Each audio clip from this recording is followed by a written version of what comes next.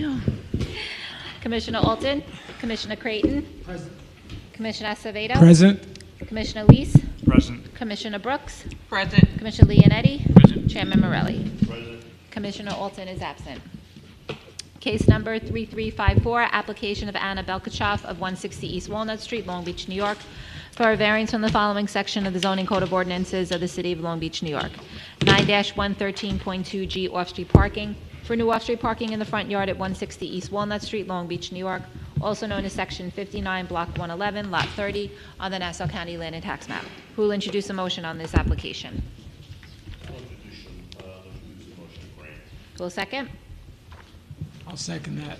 Commissioner Morelli has introduced a motion to grant the application. Commissioner Acevedo has seconded the motion. Commissioner Creighton? Grant.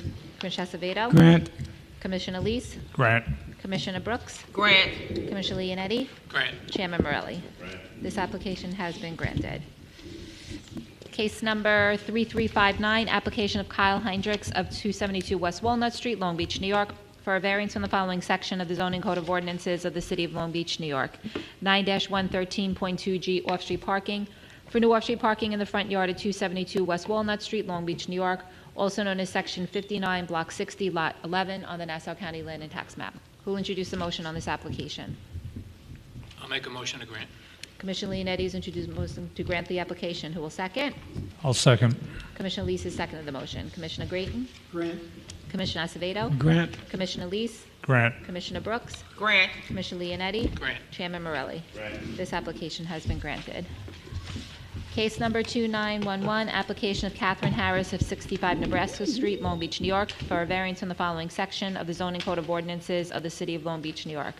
9-105.5A use, for a renewal of a conditional temporary variance for a second kitchen at 65 Nebraska Street, Long Beach, New York, also known as Section 59, Block 240, Lot 47, on the Nassau County Land and Tax Map. Okay, Ms. Harrison, the applicant is here. Please.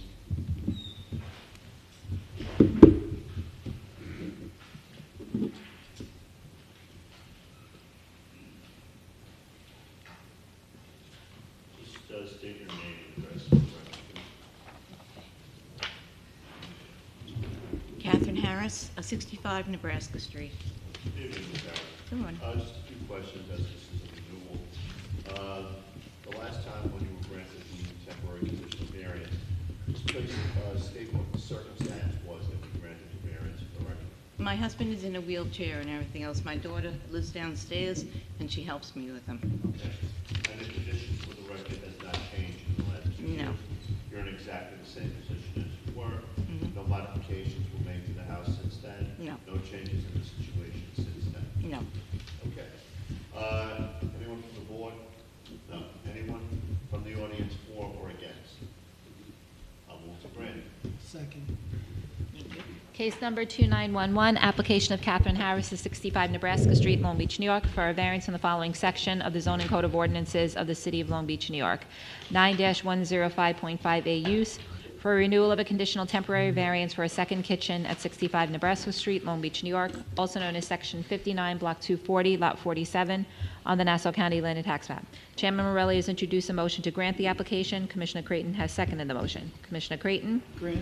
Commissioner Acevedo? Grant. Commissioner Lees? Grant. Commissioner Brooks? Grant conditional temporary variance. Commissioner Leonetti? Grant. Chairman Morelli. Grant the temporary conditional variance. The application has been granted. Case number 2250, application of Alfred D. Stefano of 801 East Park Avenue, Long Beach, New York, for a variance in the following sections of the zoning code of ordinances of the city of Long Beach, New York. 9-105.2A use, 9-106.2 mixed uses, 9-112.1 and 21 off-street parking, to renew a 2-year conditional temporary variance for a one-family with a professional office and/or daycare center at 801 East Park Avenue, Long Beach, New York, also known as Section 59, Block 82, Lots 1 through 5, on the Nassau County Land and Tax Map. Hello? Alfred DiStefano, 801 East Park Avenue, Long Beach. Okay. As this is a renewal from the year before, Yep. same questions I'll be asking you. Basically, I know you have a physician's office downstairs. Correct. Nothing has changed. Nothing has changed. Downstairs, Correct. same position or the same Same. usage downstairs. Correct. Nothing has changed in the hours, nothing has changed in the occupancy of the home? No, it's been good. Okay. Anyone from the board? Anyone from the audience for or against? Grant. I'll second. Case number 2250, application of Alfred DiStefano of 801 East Park Avenue, Long Beach, New York, for a variance from the following sections of the zoning code of ordinances of the City of Long Beach, New York. 9-105.2A use, 9-106.2 mixed uses, 9-112, 1 and 21 off-street parking, to renew a 2-year conditional temporary variance for a one-family with a professional office and/or daycare center at 801 East Park Avenue, Long Beach, New York, also known as Section 59, Block 82, Lots 1 through 5, on the Nassau County Land and Tax Map. Chairman Morelli has introduced the motion to grant the application. Commissioner Leonetti has seconded the motion. Commissioner Creighton? Grant. Commissioner Acevedo? Grant. Commissioner Lees? Abstain. Commissioner Brooks? Grant Commis- conditional temporary variance. Commissioner Leonetti? Grant. Chairman Morelli? Grant the temporary conditional variance. The application has been granted. You're welcome.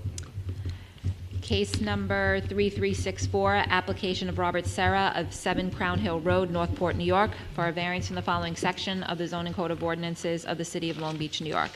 9-112-1 off-street parking, to maintain removal of a one-car attached garage at 30 Louisiana Street, Long Beach, New York, also known as Section 58, Block 109, Lot 13, on the Nassau County Land and Tax Map.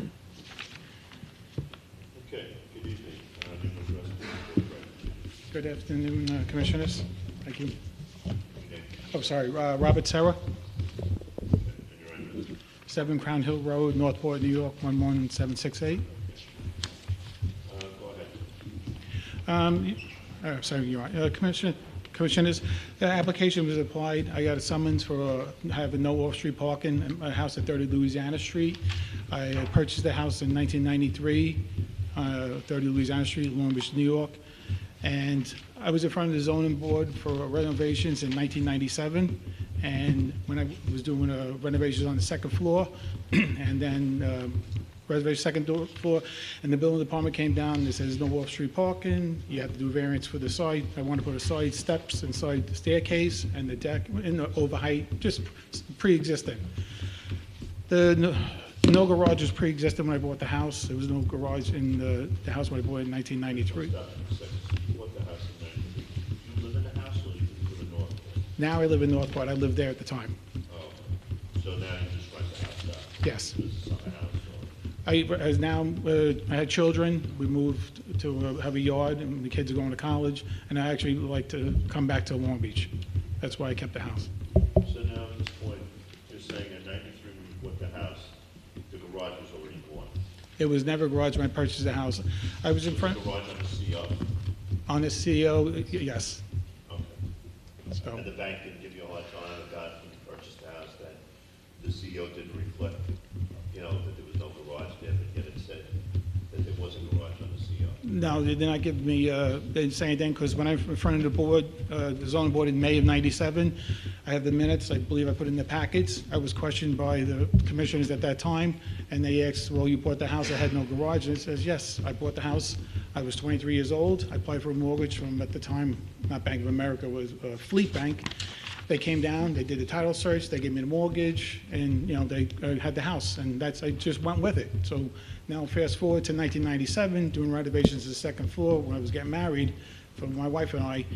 You know, I get the building department, and the building department came down, there's no, you have to apply for these variants, no garage, overheight, which is garage is not pre-existing, overheight's pre-existing.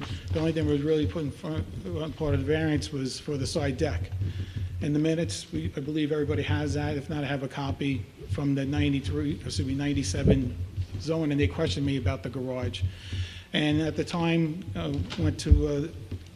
everything went through the process, and the only thing I was denied was the side deck and the side staircase. And then I continued construction of the house. The house, I renovated the second floor, you know, went from a 4-bedroom to a 2-bedroom, kitchen, living room, dining room for my wife and I.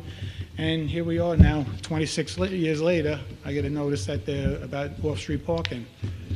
And in the minutes there from 1997, it was already discussed that if I need to get a conditional CO, readjust it, I will do that. It just that I was never contacted or told or anything. It was denied on the application, just the slide stairs.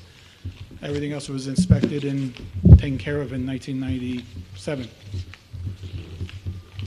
Okay. And, So now, at this point, yes, you know, basically, what you're looking to do is basically you want to maintain, the removal of the one-car attached garage. So now, I'm a little confused now.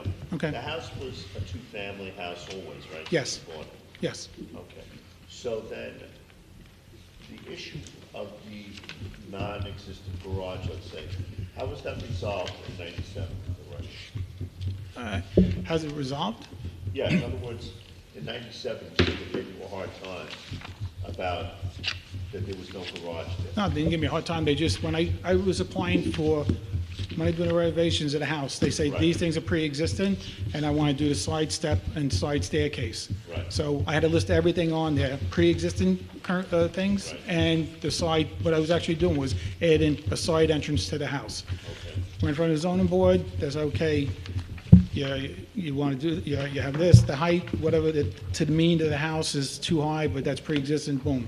They questioned me about the garage in 97, I bought the house in That's 1993. the question. The question was, this never came up. I know it's in the minutes. but Okay. I just want to put it out into the record. Okay, That in the 97 zoning board meeting, right? Mm-hmm. The issue of a non-existent garage was never brought up. it wasn't questioned after it was explained. Okay, go ahead.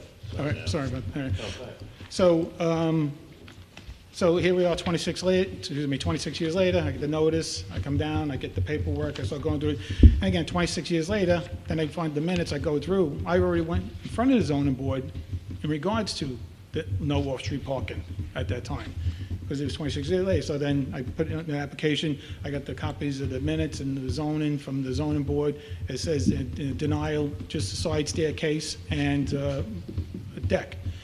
And I went along with my construction, and everything was inspected, nothing was said about that, and everything else.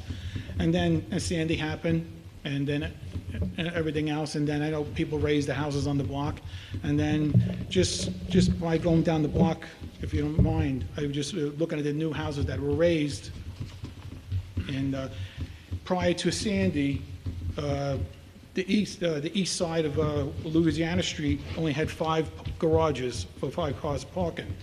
Now, due to the renovations of all the houses raised parking, there's 18 off-street parking spots on the east side of Louisiana, not including if they park in front of the apron. On the west side of Louisiana, which is southbound roadway, prior to Sandy, there was only 2 garages for 2 parking spots on the west side of Louisiana.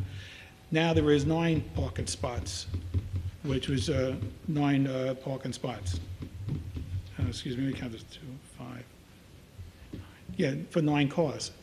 And you can only park on the east side of the Louisiana, going southbound. The right-hand side, there's no parking lane. So in total, prior to Sandy, there was only 7 parking garages or parking spots on Louisiana Street. Now there is 27 off-street parking locations. So and the ratio, if you don't mind, it's 286% of parking increase on Louisiana Street at this time, not including some people, they park in front of the apron in front of the house. Right, I understand that. Do you have any questions on the board, any members of the board have any questions? So the side deck and steps were not approved, and Not you never did them, right? Never did it, no. Okay. And then I have neighbors, I went down to, obviously everybody got the letters, I contacted some neighbors, and then neighbors I can find today and yesterday, I went to a couple of houses that were there, and they signed saying they support, the variance change of off-street parking, continuance of no off-street parking. Okay. Anyone else have a question? Anyone from the audience, for or against? Will anyone like to make a motion? Ralph, I was looking at the 97 report, it actually says that you're supposed to have 2, but it says that it indicates 1. 2 what, So it's excuse like me? 2 parking spots. It does say in the minutes that No, it should be 1 or in the report. I think when I was talking to the building department, the building commissioner, it says the CO, every house is after 1970, two families have to at least one parking spot. And that's what the off-street parking was, one parking spot. And that was the building code, I believe, that cited in the violations from 1970. So in 1971, there was an amnesty program in the city where two-family homes could be legalized if they met certain conditions. One of the conditions were that they had one off-street parking spot. And just add to, houses in there, but there's a couple, three-family houses that only have one parking spot. Or there's three families that, that pre-exist, I'm sure, have no parking spots. So again, this is something I bought the house and, in 93. So, It is interesting. I mean, I do see it in the record that you did go through this entire line of questioning, and your answers are consistent back in, back in 97. It's just very interesting that it was like, oh, okay, carry on. And nobody addressed it. That's what I said, but I got the summons. Again, I keep saying 26 years later because my wife was like, what's going on? And I have to go down there and whatever. So I have no idea. And again, I didn't remember the minutes until I started digging through files because I don't have the paperwork at home. Thank God you guys have it after Sandy. But exactly, this is what happened. And my neighbors will get the letters. I have some letters that people were able to sign. They're not opposing it. Because I think what the question that was raised today in my discussions about this case, and actually this past week, was, well, in 1971 there was a parking spot, and then around 1993 there was a garage. Oh, there was. But No, there wasn't. I'm getting my days. In I'm sorry. 1971 there was. Okay. But then in 93 there wasn't. Okay. So what happened in the interim? And we have no record of that. Is there a curb cut in front of where the garage used to be? Yes, So, which is pre-existing. I didn't change the I code. understand, but people don't park in front of it because it people looks park. like a garage and there's a curb cut? The neighbors, then people know there's no parking. There's no garage there, park there. Because, I could change the curb cut if you want that. That's not a problem.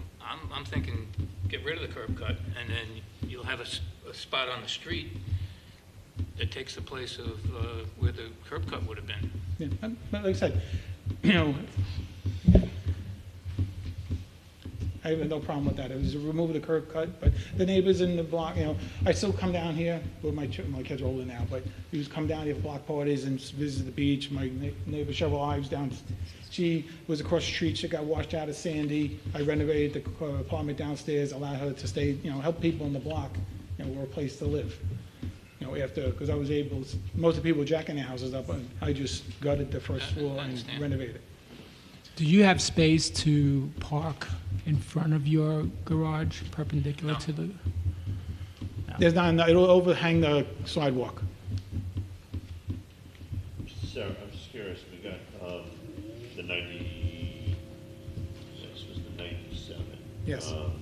December, the findings of fact, and actually I was on that board at that time, I don't remember this case when I was on the board, but item E speaks to the fact that the code requires 2 off-street parking spaces for two-family use. Your proposal indicates 1 off-street parking space. So now, where was the off-street parking space? You described that in 97, and now we don't have.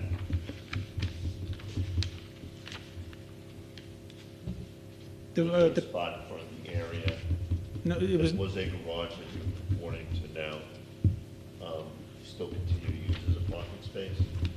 there, I don't understand the question. You say now there's, the code now Yes, says, like in 97, right? Okay. 97, you were saying that there was no garage in 97, right? yes. And my question to you about where you're parking, because here it says in the 97 case findings, it says the code requires 2 off-street parking spaces, just for two-family. Your proposal indicates 1 off-street parking space. So, it's an acknowledgement here that there is 1 parking space off the street. Where is that parking space now, in front of that garage, or what used to be a garage? There's not enough, there was not enough parking space to put a car, like a driveway per se, you're saying, so, but I didn't see that. It said 2 parking, the code as per was from the building department came down, It says two-family must have a minimum of one parking spot. I'll look through there. I'm not sure if they changed the code, but my understanding, going back in 97, which it was one parking spot, It and says that it had one parking spot. maybe they considered it, It's showing one. maybe they considered it the driveway, but the driveway, if you have if I had a smart car, yes, I could park the car. If I had a Cadillac Seville, I couldn't park it there. But yeah, there is room. The deck is probably 8 or 9 feet off the house, so I could possibly put a smart car in front of. Maybe they mistook it because it still looks like a garage. The garage door is still there. Yeah, well, again, and that's how I bought the house, and that, That's why it wasn't picked up, because if you drive by the house, it still looks like there's a garage there. Okay. I don't have any other questions, any member of the select board. Would anyone looking in the audience like to speak in favor or against? Okay. Would anyone like to make a motion on this case? Okay, the decision will be reserved until next month. okay. Thank you. Thank you for your time. Would you like these signatures from the neighbors, or no? You want to submit them? You can. If you don't mind, please.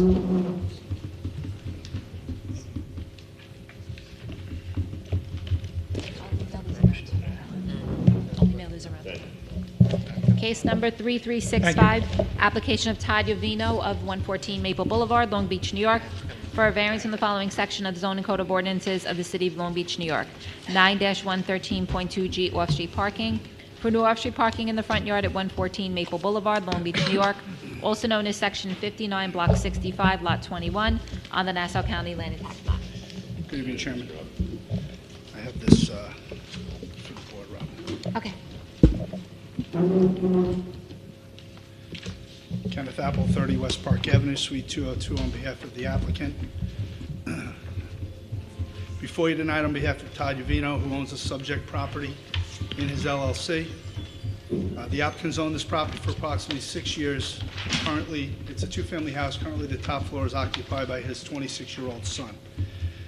The applicant's here tonight to seek what we believe to be a reasonable request from the board. The plans are simply to add a circular driveway in the front yard for parking and an additional curb cut to exit. My client is doing this for one reason and one reason only. His mom, who's 78 years old, who's resided on a dead-end street in Oceanside for her entire life, where my client grew up, is now looking to move in and live on the first floor. They're downsizing. She'll live below her grandson. Ms. Esposito is handicapped, as what I just presented to you, and suffered from polio as a child. In the near future, it's anticipated she's going to need either a wheelchair or a walker, and proximity to the door would be extremely helpful. The driveway, which is proposed, will enable her to have easy access to the residence, but will also enable her to enter and exit the driveway without backing out onto Maple Boulevard. As you know, it's a fairly busy street. There's buses that go up and down the street, and my client is extremely concerned for the safety of his mother. He owns several homes in Long Beach. All of them are well kept, never a problem. He doesn't come to the zoning board. He owns 501 East Beach, 59 Nebraska, 50 California, 605 West Walnut, 538. Slow down. 59 Nebraska, 50 California, 605 West Walnut, 538 West Walnut, which are all impeccably maintained and well-manicured properties. He's not in any way, shape, or form looking to create any detriment to the neighbors of the neighborhood. This is a simple hardship case. We're taking one off-street parking space away in the form of a curb cut and adding it onto the property. If you look at the rendering, he's allotted plenty of greenery, bushes, shrubs, plants, which I know is a concern of the zoning board. He's voluntarily consented to that. Being that I'm fully aware of what the concern of the neighbors are going to be, to lose a spot on the block, just to show you the house directly across the street, as you see from the Google Earth photo I submitted, there is a double curb cut in that house. It's a two-family house. In spite of the fact we're simply looking to trade a street spot for an off-street space, I met with the applicant to discuss the hardship argument. To prove how credible he actually is, he's more than willing to offer this board this application as a special use permit, provided his mother resides there. This will simplify this. He's willing to undergo the expense to reverse the entire application should his mother not live there in the future. When he comes back for renewal, he's willing to re-put the curb cut in, spend the $10,000, get rid of the concrete, and put the greenery back in there. I think that in and of itself shows that this is a true hardship. He's doing it for his mom, and I don't think he could offer more credibility-wise than that. To go through the legal criteria, from an area variance, there's no undesirable change to the neighborhood. It's a one-for-one spot trade. It's temporary for as long as it lasts. He's not adding additional cars, etc. The second legal criteria is the applicant cannot be achieved by any other feasible method. It's a two-family house with one small driveway. There's no other way his mom's not going to have to back in and out of that space onto Maple Boulevard. We're not asking for substantial variance. With the special use, it's clearly not substantial. It's a simple application that at some point in time will be restored back to its current condition. When that is, hopefully it's 20 years from now, but it's going to go back to its condition at some point. The last legal criteria is it's not going to have an adverse effect on the physical and environmental conditions of the neighborhood. I don't think this could negatively impact the neighborhood, especially if his mom's residing there with her grandson upstairs. So before you, we have a simple application which the front yard parking has been regularly granted post-storm. The additional curb cut obviously has been explained by the fact that we really don't want to have to back out of the driveway based on, potential driving ability and the handicap situation. It's a lot easier. The driveway is 10 feet wide. Again, it's going to be covered in the front by bushes, so you're not even going to see it. And his main concern is really her driving at this point and the backing in and out. Once again, with the special use, the board's going to have control and reserve the right to revoke it should he abuse it or not meet the conditions that we're offering. Thank you for your time. So Kenny, she's okay with a temporary condition there? Yes, we're coming to you as a hardship. So if that hardship disappears, we're willing to spend the money to restore it the way it is right now. The only other question I have is, if I'm looking, I don't know if I'm looking at the right house, is there a telephone pole right around where you're moving? No, I don't think so. It's not going to affect where the driveway is. I have the Google Earth. I don't see it. Yeah, I don't see it on the Google Earth, but if it's the gray house, you look at the picture that you submitted on this, But the two garbage Oh, yeah, hold on. cans. I will, yeah. it looks like it's, It's going to clear that. It's going to clear that. I don't have it on the Google Earth. That's what I was looking at. Yeah, it's going to clear that. It's going to go right to the, to the north side of that pole.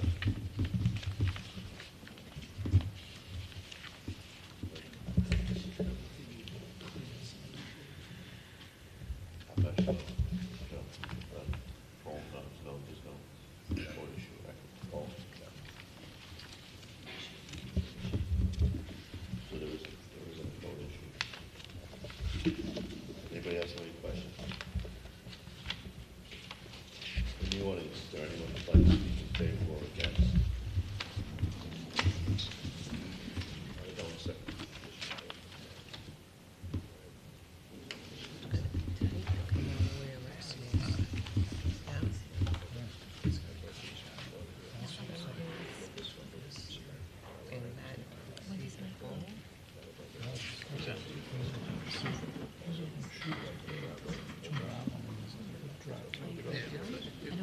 Yeah, there was some hands up. What's up, Chuck? Good evening, everyone. Thank you for allowing this case to be heard, and thank you for Mr. Apple. My mom's actually here in the audience tonight. Your name and address. This is purely... Name and address. Just give your Oh, address. sorry, it's Todd Yavino,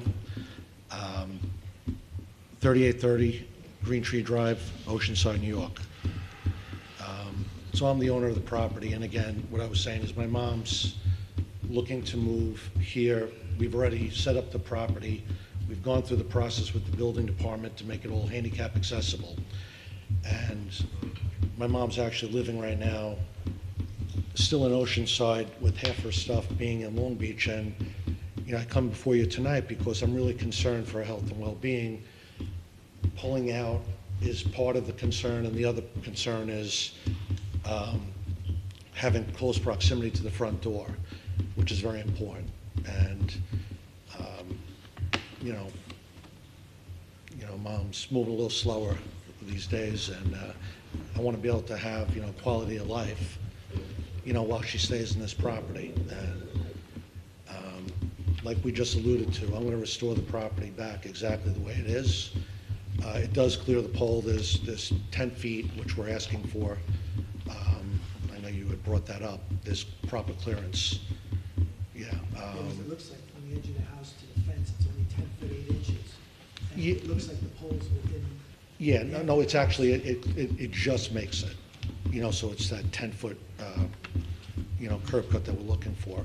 Your mother's driving herself at this point? Yeah, she is, yeah. She's back in the audience, she's gonna be 78 on Saturday, and, she drives a small car, it's a Tucson. So, our plans are to put greenery in front where it wouldn't be, obtrusive. She's not driving a big, SUV or anything that would be obtrusive to the character of the neighborhood. The city's been very good to me, and this is purely for safety and well-being, and not for anything other than that. And we're gonna make it look beautiful, landscape it, and it'll look like every other house and even nicer, so. I Is appreciate it your one time. family house? This is a two-family. Two-family Yeah. house? How many cars do the tenants have? You know what it is, the driveway's really skinny on, there could be room for multiple cars, but the problem is it's really narrow, that gives you very little room to get out of the vehicles. So how many cars do they have? In the driveway? How many do they have, do they own? Oh, two total right now. Commissioner Lee, it's just his son living upstairs. Yeah, His son lives upstairs. and Ah. he's with his mom. yeah. Yeah, it's really more for the proximity to the front door. And also, the concern is with the buses coming down the street. Mom's, I'm just concerned with that. So upon building this U-shaped driveway, Yeah. will you be taking out all of the greenery that's on there now? No, actually, some of the grass, but the way we designed it, that there's enough space right at the foot of the property where we could put, colorful, some stuff of height, so it's not obtrusive looking, because, we're not looking to change the character of the area. We want to keep it as it is. But there's plenty of room for greenery, and all the greenery in front, like, we're not looking to put, only just what's needed and leave enough greenery on the property.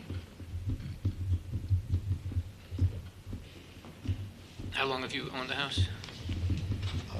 Approximately five years plus. 5 years? Yeah, 5 years plus. I had people living in the property prior, and I asked them to leave, so that I could have Mom be on the first floor. She currently lives in a high ranch, and, she can't get up the stairs anymore. All right, thank you. Thank you.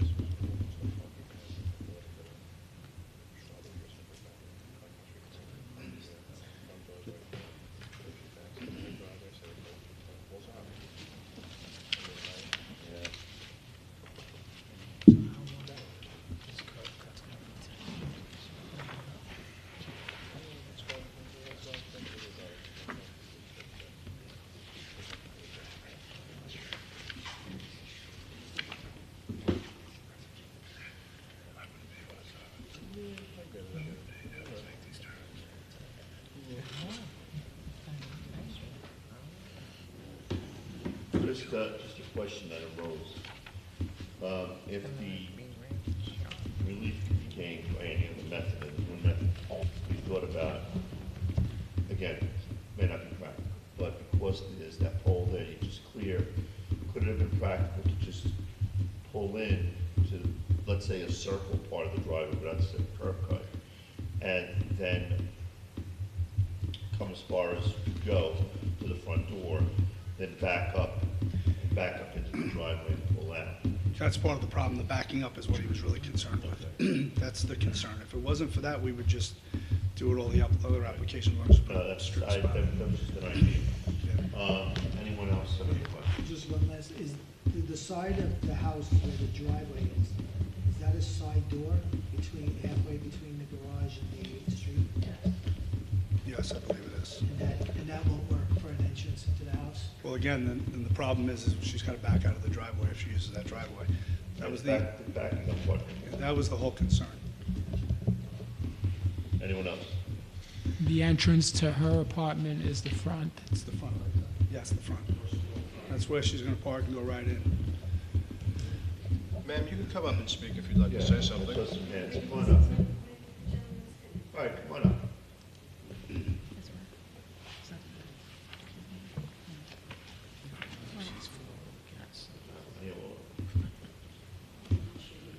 Just want to be clear, you're for or against?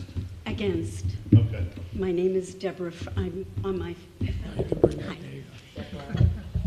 hi, Deborah Freiser, F-R-E-I-S-E-R. I live at 110 Maple Boulevard, which is the house next door to the south.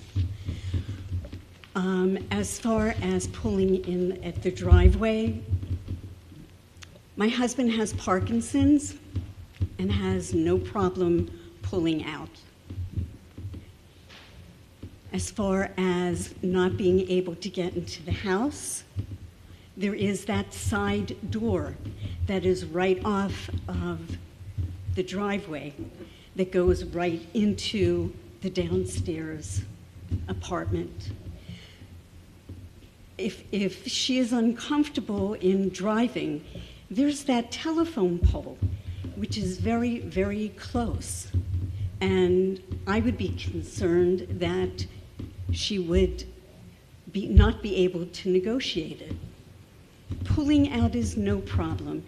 Parking is a problem. It will change the look of the entire street. It's a busy street, and I hope that you will not grant the petition. All right, thank you, ma'am. Was there someone else that had a hand up? You. For or against? Yes. Okay.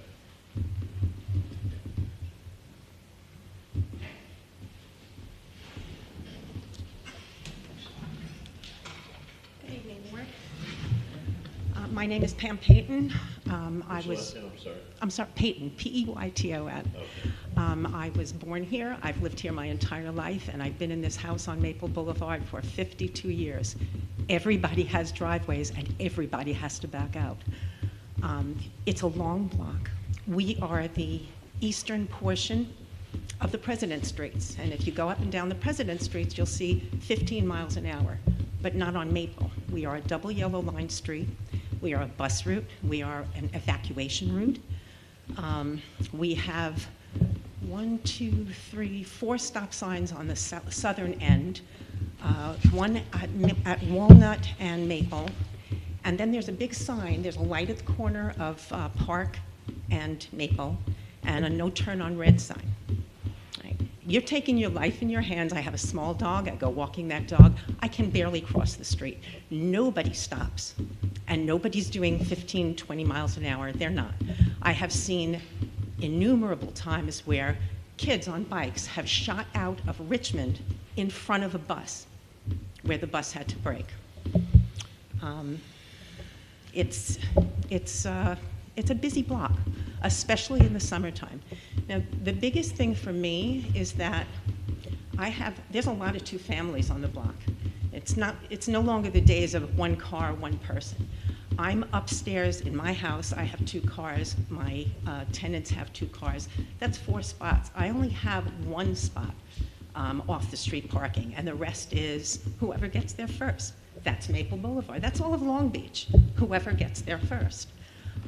This is going to be taking away a spot. And it's not just 1 spot, it's really more than 1. You've got the cut going in, you've got the cut coming out, and the spot that's in between those cuts is not big enough for a car to park without blocking it. So that's actually 3 spots that are being eliminated from the block. The block is long, but we have a local substation. We have across the street is a school district building. No parking, that entire strip. It really can't tolerate it. Me personally, my biggest concern would be speeding and coming in and out, and people who are not obeying the stop sign just smacking right into that, right into whoever's pausing to go into the driveway. I think it's dangerous. I just don't think it's a good move, and I'm very strongly against it. Okay, thank you. Thank you for hearing me. Was there someone else? Okay.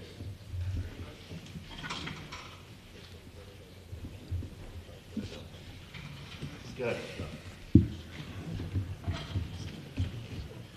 You know, my client, when we met, was concerned with the neighbors, which is why we came up with the special use. We knew we were going to have to impress upon the board that there was going to be a reason for it. After hearing the opposition, that is the exact reason why we need it. It's a busy block, the cars fly, the buses are there, and he's really concerned about our safety backing out of the lot. I mean, it's, you know, it's a temporary situation. It's not going to be an eyesore. Yes, it's a circular driveway, but that's the exact reason we're asking for it. Thank you guys for your time. Thank you. Thank you. Was there somebody else that wanted to speak? Go ahead, Mr. Vino. Thank you again. I just want to clarify. So the door on the side of the house that one of our neighbors was alluding to is a laundry room. And it's not. And at one point, maybe it was an entrance to the first floor, but it's no longer. That door is for a laundry room for the second floor, number one. Number two, there's only 2 spots in front of the property.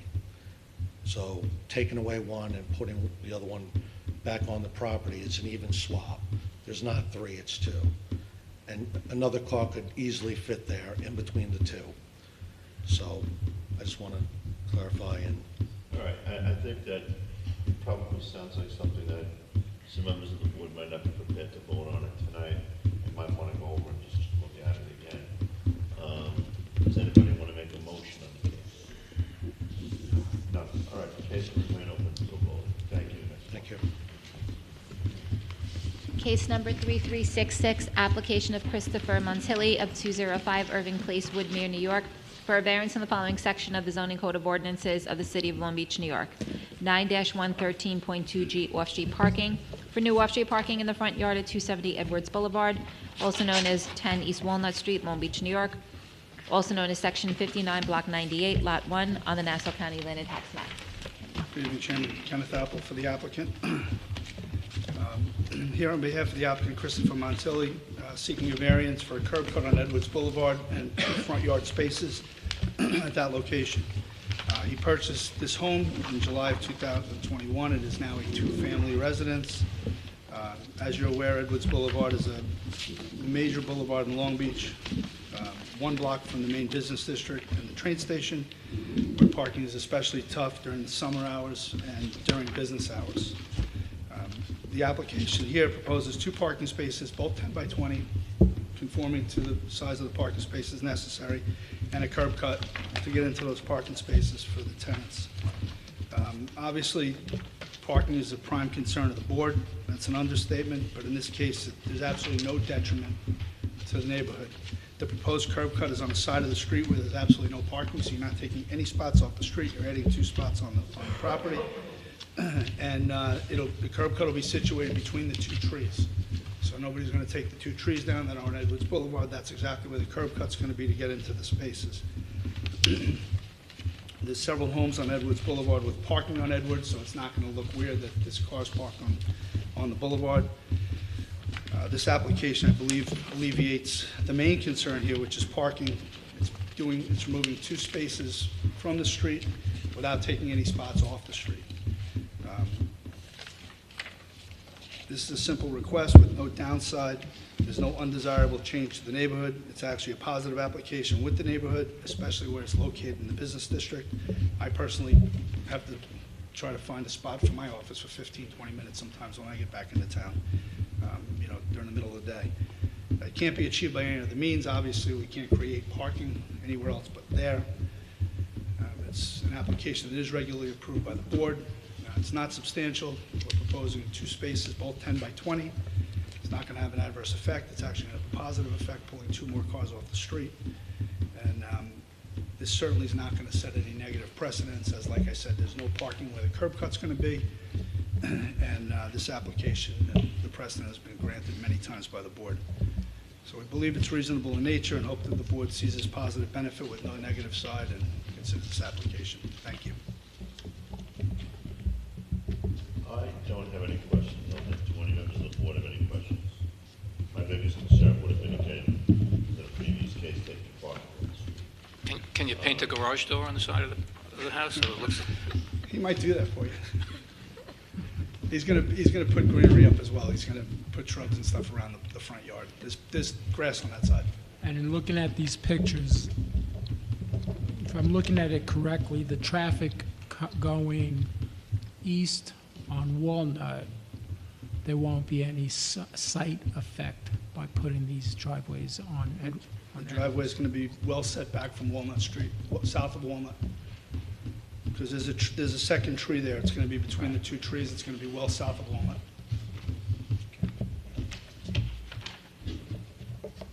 Good. Anyone in the audience, for or against? All right, I'll move to grant. Case number 3366, application of Christopher Montilli of 205 Irving Place, Woodmere, New York, for a variance on the following section of the zoning code of ordinances of the city of Long Beach, New York. 9-113.2G off-street parking. For new off-street parking in the front yard at 270 Edwards Boulevard, Long Beach, also known as 10 East Walnut Street, Long Beach, New York, also known as Section 59, Block 98, Lot 1, on the Nassau County Land and Tax Map. Chairman Morelli has introduced a motion to grant the application. Commissioner Creighton has seconded the motion. Commissioner Creighton? Grant. Commissioner Acevedo? Grant. Commissioner Leese? Grant. Commissioner Brooks? Commissioner Brooks? Sorry, grant. Commissioner Leonetti? Grant. Chairman Morelli? Grant. This application has been granted. That went fast. Case number 3367, application of Federico Calce of 22 Foothill Road, Bronxville, New York, for a variance from the following section of the zoning code of ordinances of the city of Long Beach, New York.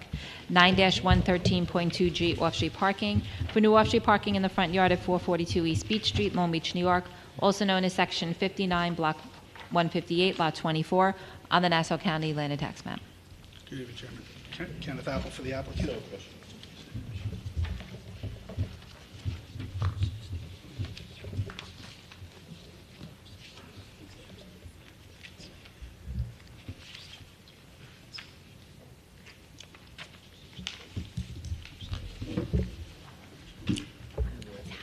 Yeah, just to mention it to the record, Mr. Apple, unless you have a concern about it, I can be partial on this case because I don't really care myself, but to be fair and on the record, my brother lives at 468 East Beach, but he's not really that close to his house, so it's not going to affect his property.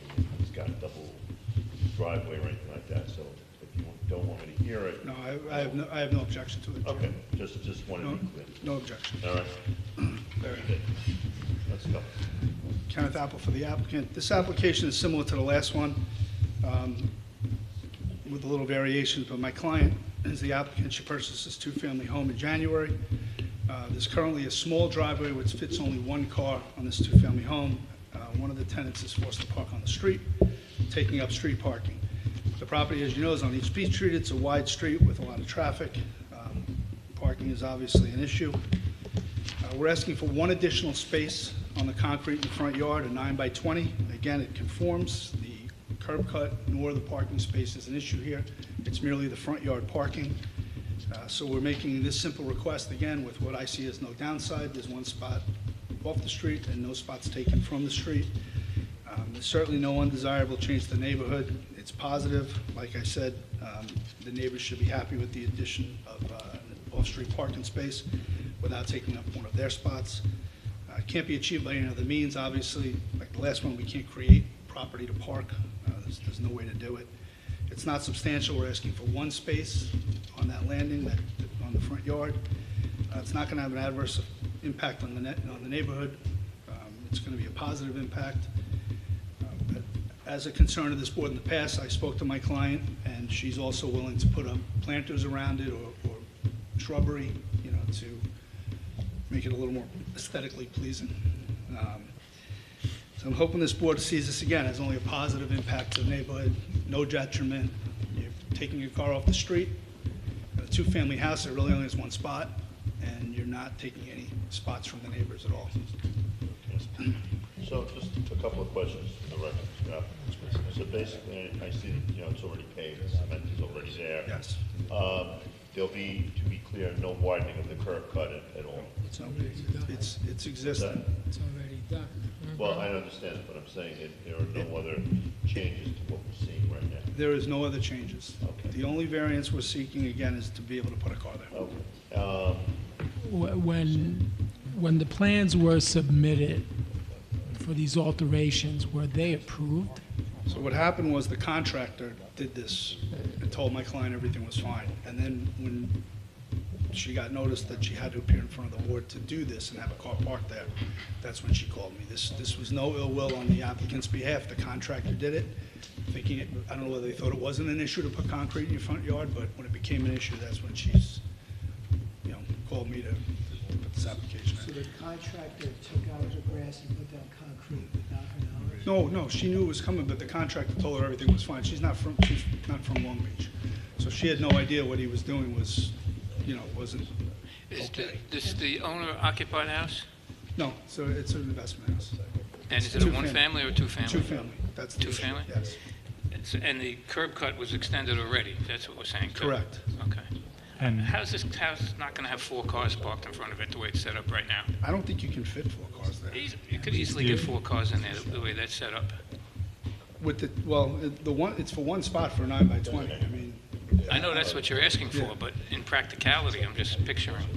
Well, like piggybacking with he's saying is like, what would prevent a third or a fourth car parking?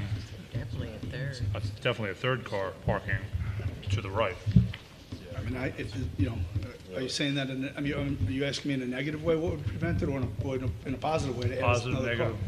I mean, if there's enough space, according to the building department, to legally fit a second spot there, then certainly. No, a second that'd be spot, great. I would understand, but the way this is set up, it's just asking for 3 or 4 cars. Yeah, I mean, again, if anything that doesn't conform with the parking lot, with the driveway size, we're not in conformity. We were looking to just stay within, 9x20.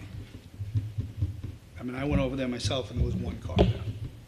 I mean, this would be a building department issue, but as far as I'm concerned, I know that block pretty well, because as I said, I'm going to say for the record, my brother lives at 468, and I actually have an extra car that I bring around to that block to park, to keep space for him on the weekends, and the parking is miserable on that block. So, to be quite honest with you, the building department allowed it, I wouldn't care if they put 4 cars on that spot, because it is a block that has terrible parking because of the beach.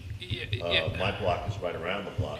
We have terrible parking from the beach because I'll venture to say this, and I can say this with certainty, that the people that live on Shore Road that have parking spots will take their cars out of their garages on Shore Road and park them in front of our homes from Friday afternoon at about 3, 4 o'clock till Monday morning at 9 o'clock.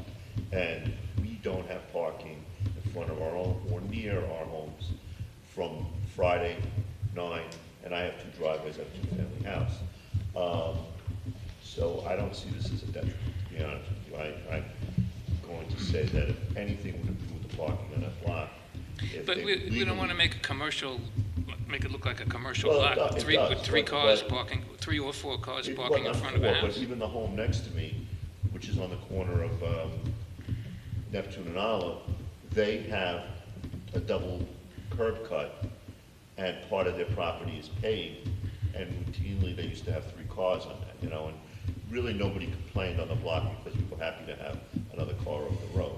And even on a block that's between my block and Roosevelt, there is a corner house where they have a parking pad. I think, as a matter of fact, we denied their case, their application, and there are cars there that are off the street too. It does lend, itself, as your concern is, more an industrial situation looking, because the cement's already there. Maybe they should restore part of that as grass, but the bottom line is, to have another car off the street on that block would be a very positive thing. or? although I can appreciate the need for parking in all of Long Beach, the other side of this is that it's after the fact. Yeah. And that's what's really bugging me, that the work's been done, I don't know, who's the contractor? Is he a local person? R&R, nobody I've heard of. All right, someone comes in here, whether you knew it or not, you authorized the work's been done. It looks horrible, to be honest with you. It looks like what Commissioner Leonetti is saying, that it's just, a parking lot. That's one of the reasons that as a condition, my client was, Right. agreeable to put up planters. But and again, bushes. Would your, to answer you guys' questions and maybe have a compromise thing, because again, I personally think it's a positive thing, seeing the situation we have there. We bought homes in that area and paid more money because we thought that it would be an area that would be better to park in, and we find that it's not. The thing is, I would want to ask this, if your applicant would be, your client would be willing to perhaps get rid of some of the cement and maybe make it so that it was a legitimate two-spot situation, and maybe restore a little bit of lawn to take away the industrial look that both of these two commissioners are concerned about. Do we really need the whole front of the house paved? I alluded to a situation of a corner house next to me around the block, but they have two curb cuts and 3 spots on the cement, but then the other half of the house is a grass lawn, so it's very attractive, it looks very nice. So could we restore beyond the 2 spots a little bit of grass? But give us your name and address for the record. My name is Patrizia Calce. I live at 22 Foothill Road in Bronxville, New York. 22. Foothill Road, Bronxville, New York. My husband and I were in the process to permanently move into Long Beach. We own another house at 170 Grand Boulevard, and we purchased this house in January for my son, who will be eventually moving in probably later on during the year or next year. At the moment, we have 2 tenants, one upstairs, one downstairs. Like I was said before, I wasn't aware that there was this issue. The contractor sent me a text with a copy of the permit that said was granted. We just wanted to extend a little bit of the concrete in front of the house to make it easier to park, because it was very narrow originally. It wasn't, and there is also the fire hydrant right there, so it was difficult to even to get into the existing parking space. So we extended the concrete, and then we wanted to put trees or bushes on both sides, because yes, I agree that it doesn't look pretty and it's not what we want. We want to make it look nice. The only thing that I'm thinking, I'm willing to cut up some of the concrete and restore the grass if that is an issue, but I'm thinking the way it is, the entrance of the driveway is all the way on the left side. So in order to park on the other side, you need to go a little bit slanted because it's not a big entrance. And I don't know how we can put more grass in the middle. Well, how about, what my question would be is, you have the garage door there, right? You have in the photograph, you have a car that's pointing out towards the street, right? So what my question would be, since it's a double curb cut right there, what would stop you from pulling the car next to that Jeep, right? And what if you made the grass, well, let's say beyond the door, where the doorway is, going towards that little patch of grass that you have in the house? So in other words, why couldn't you park the second car On the east right side. alongside the Jeep? Or in front of the garage door. Yeah, that's what I'm saying, in front of the garage door. So you have the Jeep right here, right? The Jeep doesn't take up the whole space of the garage door. So what if you park the second car next to the Jeep and you overhung a little bit onto the new cement, but then beyond the doorway, maybe you went back to grass over there? That would give the still impression that there's somewhat of a lawn there. You would have a little bit of a lawn where you have the patch of grass right there, you know? you have a patch Yeah, of we grass. do have a Why little bit couldn't of you a extend lawn. that? There is a little bit of a lawn on the other side. Yeah, but I'm saying, you have lawn right here, right? You have lawn in this photograph. Why couldn't you cut up some of that concrete and just expand the size of that lawn along where you have the planter?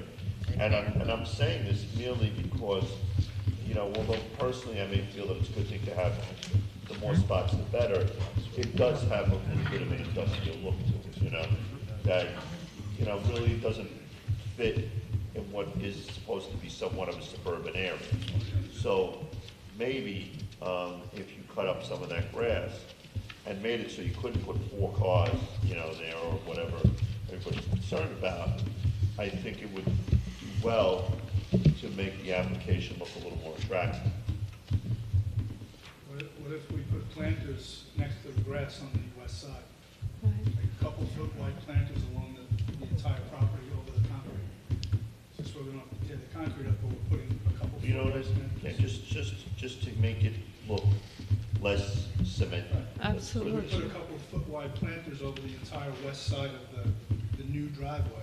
Well, you really need 20 by 20 to get the 2 cars in. So if you put your line of planters 20 feet away from the property edge, so you can get 2 cars in, and you can't drive more cars to the right of it, that would be a little better. I mean, I'm still not in favor of 2 cars in the front yard. That's not something that we see very often. What do you mean, 2 cars in the front yard? This is an application just for one spot. No, but No, it's for 2 spots, really, because the one, you have the garage where somebody's going to be parking in front of that anyway. Right, we have the one that's existing, and we're looking for one. Right. So, but just like the Jeep is parked here now, that's probably where it's going to generally be. So you're going to have 2 cars in the front yard. Can I just say something? The Jeep it was probably all the way on the side, but that should have been in front of the garage. Yeah, I could see. Because they used the entrance for the garage. Okay, I see that one row of flags of concrete. So instead of 20 feet from the property line, make it 24 feet from the property line. But that's still, in my mind, a compromise to put two cars perpendicular to the house, perpendicular to the street in front of the house. We don't do that very often.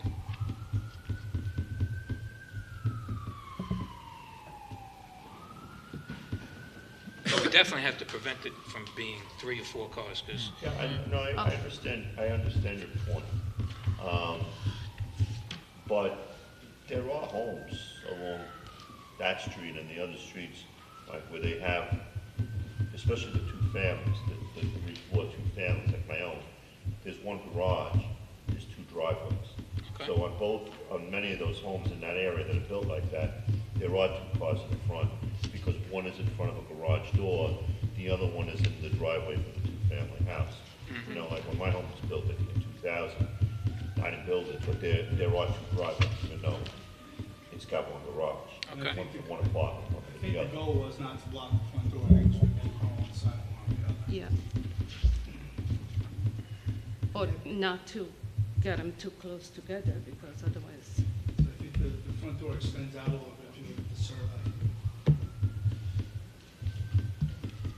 Probably shouldn't go here, but I have to. So when they poured the 2 new pieces of concrete, why did they change that piece of the curb cut that looks like it's new? just to open it up, I think it was 3 feet, because on the other side, you don't see it from the photo, but there is a fire hydrant. So you can barely, it was really narrow Can you to pull. confirm that they extended that curb cut, or is that, I mean, Yes. you can see that they could Yes, extend it? yes, they did. Just wanted to just. Yes, they did. By law, you really can't park there anyway because you're too close to the fire hydrant. Yeah. Fire hydrant. The fire Right on hydrant, the other side of the it's driveway, on the right, east side, directly on the east side is a fire hydrant. Right on the corner. I got you, like they're taking whatever, 3 feet off of the Right, property in this spot. But the length of that driveway is still within the legal, you can't park there because of the fire hydrant. So it was extended just to make it, so you To make an easy entrance. So, the other question that, you know, can be raised, I mean, I don't know how the board feels about it, but would you want to see some sort of, you know, plot plan of the proposed change? Before you vote on it, I mean, you know, I don't want anybody to vote if they're not ready to vote, what's the feeling? Yeah, with the planters on it and showing how we're gonna, Are you okay with the wide planters on the west side to shorten the concrete up? Is that what I had said? yeah, in my mind, it's just a question of where they're gonna be, but, I mean, we'll make them wide enough that on the west side, that it takes away the, you know, full industrial look of the concrete and puts the green. I just don't want to, we're happy to do it, I just want to make sure we're doing what you're asking. I'm just wanna make sure that we don't get more than 2 cars there, because more than 2 cars in my mind is a commercial parking lot. Absolutely. Just so we're clear, the west side, when looking at the front of the house, is to the right. It's to the right. So what I was proposing to do is get, you know, a few foot wide planters and put them from the property line all the way to the, I guess, to, you know. So they'll be on the side of the piece of lawn that's there now, Correct. not on the lawn, Correct. but to Just the to left. cover the concrete so we can avoid the expensive under the concrete, but yet satisfy your concerns. Now, by planters, are we talking about, you know, just freestanding, like pot type planters, or like railroad tie or something that looks like, you know, a planted garden kind of thing? Right, so permanent. Yeah, something that can't be easily moved. Yeah. It's going to be a length, it's going to be hard to move, you know, 20 foot. Plant tomatoes or something in it, too. Of what? So they could plant tomatoes in it. You know, I think that would Parsley and satisfy. tomatoes, right, parsley gold. Okay, so, then, does people want to make a motion on this, want to see the? I'd like to put it off until we see a plot plan. All right, so, just before we go forward anyway for the protocol, anybody want to speak for or against? No, the record, no. So then, can we, we'll, leave the case open for voting until, if she can submit the plot, the plan for the next meeting. I'll have a landscape, like put a rendering Yeah, or so something. we can just view it. But Okay? it's gonna be just so, you know, like I said, I just don't wanna get tonight, because that's what we want. It's gonna be like a few foot wide on the west side along that concrete. Get it in soon enough so that we can see it, and if we have any questions, we'll bring it up, okay? All Just right. like to see it on paper. Thank you very much. Good night. That's why I don't understand this. Let's put it on the drawing. Case number 3368, application of 17 Prospect LLC of 335 East Olive Street, Long Beach, New York, for a variance in the following sections of the zoning code of ordinances of the city of Long Beach, New York. 9-105.2A use, 9-106.2 mixed uses, 9-112 off-street parking, 7-131B, in order to maintain a rear yard structure, add a professional office in the basement at 156 Franklin Boulevard, Long Beach, New York, also known as Section 59, Block 173, Lot 107, on the Nassau County Land and Tax Map. Good evening, Mr. Kelly. Good evening, Mr. Chairman, members of the board. Dennis G. Kelly, 120 West Park Avenue, Suite 311, Long Beach, New York, 11561. Here on behalf of the applicant, 17 Prospect LLC, and I have with me this evening the managing member, Alan Gutterman, who purchased the home located at 156 Franklin Boulevard in March of 2022, is seeking a use variance to maintain a professional office below it's actually two apartments upstairs and a basement that's below grade, but it's a good portion of it is above grade. And along with that, a area variance for 5 off-street parking spaces, given the professional office, as well as an area variance to maintain a newly constructed garage in the rear. When Mr. Gutterman purchased this home in March of 2022, He detrimentally relied on the fact that both a certificate of occupancy as well as some other visible evidence indicated that the below-grade space of the house was being used as a professional office, and therefore purchased the house for $1,080,000 for the two-family house with the professional office downstairs. I have packages for you to take a look at. You have them now, Devin? I have nine. No, I'm saying you have them ready now? Yeah, yeah. Okay.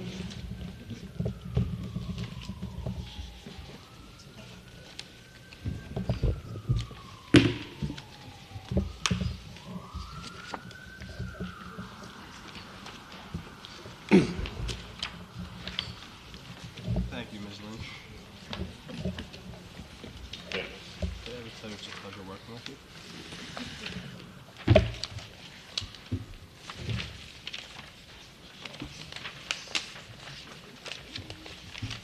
Thank you, Mrs. Lynch. I'll take you through the packet because it might be easier to get the testimony in this way. The first photograph is, as you can see from Google Maps, it's a photograph of the south side of the house where the driveway is located. In the back rear, you see the carport. There was an existing carport when he purchased the property in March of 2022. I give you this photograph because Mr. Gutterman, and he'll explain why, took down the carport and constructed the garage, which I think you see in your application package that was submitted on behalf of the applicant.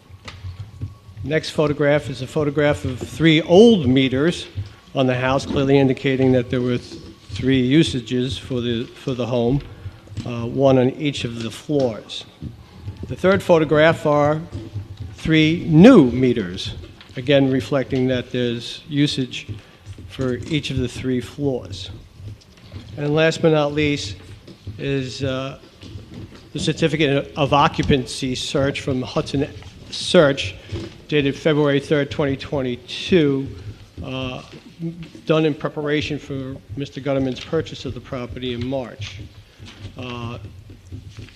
This, as you can see, I believe it's on page 3 of the submission, the certificate of occupancy from June 25th, 1964, which indicates 2 apartments, one on the first floor and one on the second floor, along with treatment rooms, looks like 6 of them based on this handwriting, for a dental suite in what's referred to as the basement area.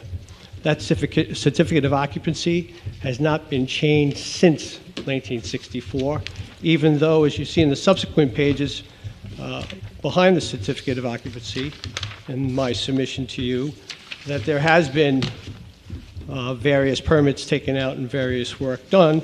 In fact, there was a sprinkler head installed, or was necessary to be installed, in the gas-fired boiler, which is in the basement, back in 2009. My understanding is that the denial letter for the plan submitted, and the plan submitted by Mr. Gutterman in this instance, almost exactly mirror the plans for the home as it was built in 1964. The architect actually used those plans to update them and submit the plans as you have there. You have 2 sets of plans, by the way, which is important. One plan pertains just to the home. Those plans are a mirror image of 1964, just updated to code today. And then there's another set of plans which reflect the garage, which I'll get into in a minute.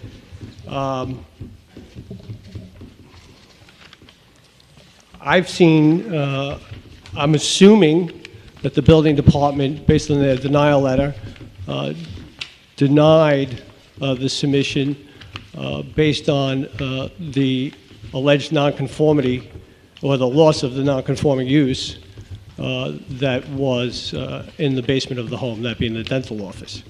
I don't know if there's any proof to it ever having been abandoned, or if it was abandoned, how it was abandoned, and what it became after it was abandoned, but I can say this much to you: there are 3 meters there. That home was used for 3 different types of people. One on the first floor, one on the second floor, and one on the basement. The home is very unique. There's no ingress or egress from each floor. In other words, the basement is separate. That's got 3 means of ingress and egress to the inside and outside. It does not have any access to upstairs. The same with the first floor. Has 1 means of ingress and egress, as you might see on the photograph that I submitted with the application. And the second floor, the same thing. So you can't get from one floor to another.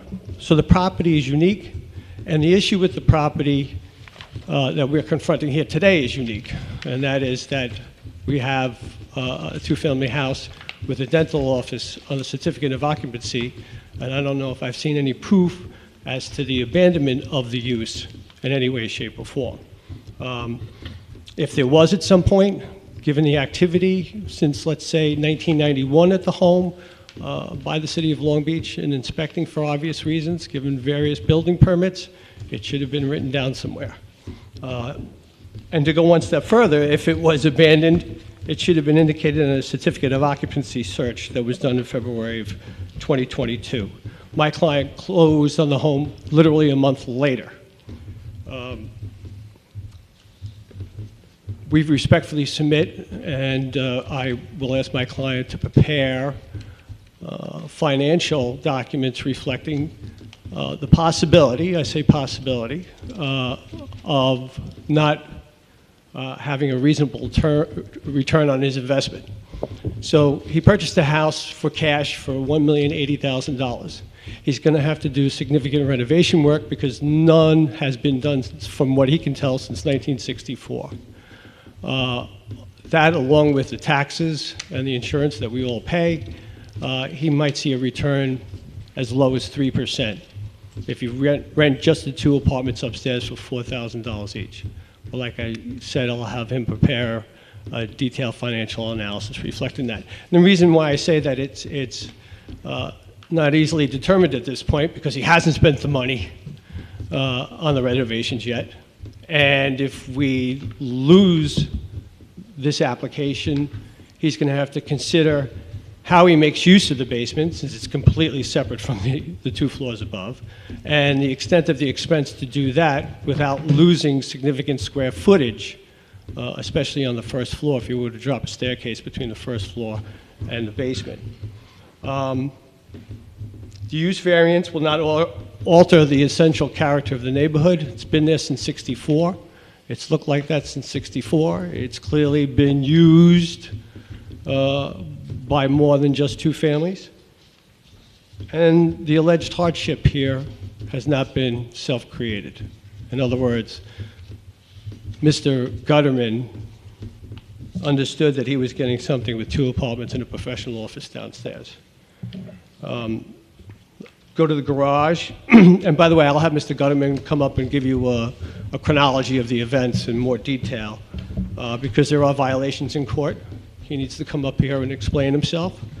The carport in the back was in such bad shape that you could shake the posts. He actually has a video, and it was about to collapse almost immediately after he purchased it. In fact, he was hoping to be able to store tools and other supplies in the carport, but decided that it better come down, and they took it down.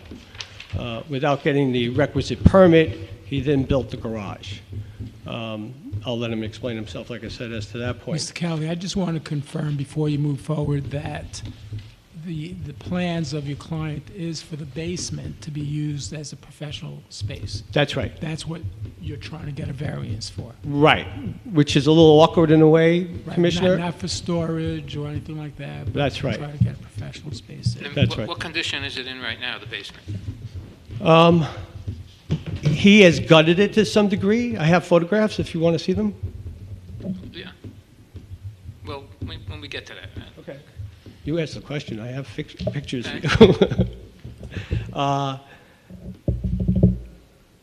So he detrimentally relied on the information he was given relative to purchasing the home. I respectfully submit that this variance be seriously considered, which I know it will be, and that the board vote for it. As back to the garage for 1 second. So he built the garage. It's fireproof, and ostensibly obviously with your forgiveness, we're simply asking for a 7 1/4 inch variance for the rear yard. In other words, because it's fireproof, you're allowed to go up to 2 feet to the rear property with your garage, and we're just 7 1/4 inches shy of that. We have adequate space on the side yard, on the south side. We don't have enough space on the east side. Back to the use and the abandonment. How was when you purchased this house, because we're talking about that there was a potential dental suite there, and I guess, as most of you know, I am a dentist. And the thing is, was that home still plumbed for a dental office? Because I've been practicing in Long Beach for 35 years, and I know every dentist in town that's ever been here. We all know each other. It's not a big community of dentists here. There's probably maybe 20 of us, maybe a little more.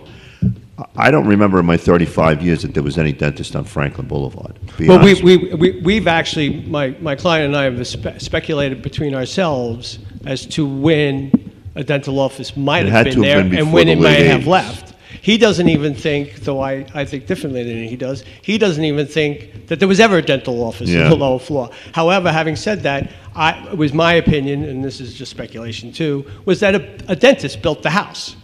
Right? The dentist built the house, put his office downstairs. He lived in one floor, rented another one, and lived not too far from the beach and had a nice life. And then at some point, he left, sold it. I don't know.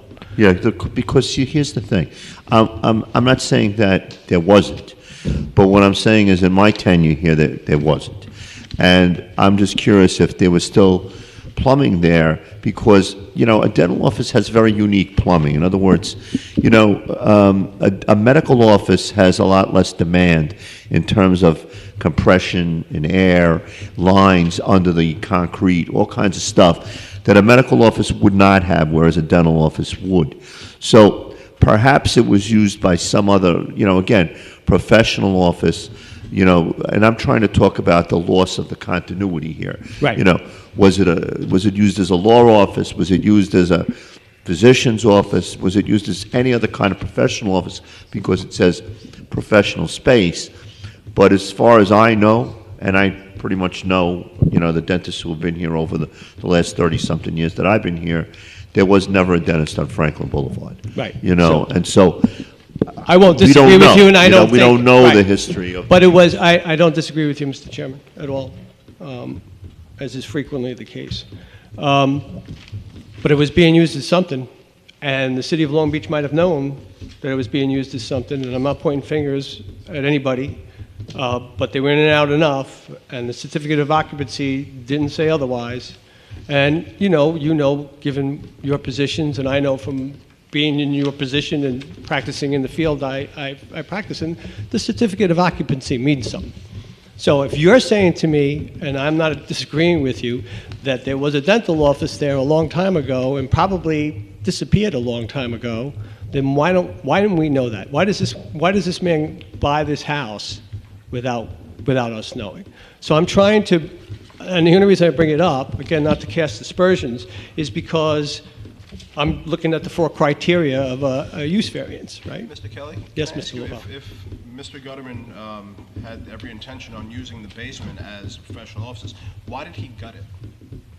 Oh, well, the house itself didn't appear to have been maintained much at all. In fact, his concern was mold in the basement area that was there more than likely as a result of Sandy. And he took up the entire floor. I've been upstairs, and upstairs is straight out of 1964. But the walls were removed also in the basement. Right, so he probably went too far, but I'm sure that the walls were probably filled with mold as well. I mean, if you've been in a Sandy home that hasn't properly been remediated and got enough water, and you don't have necessarily good air conditioning or dehumidifying, you're going to have mold, and it's going to grow. Because as you are aware, this case is pending right now in city court, and this is the first time that anyone from the city is hearing that he wanted to use this as a professional office. In fact, communications on the record are quite different.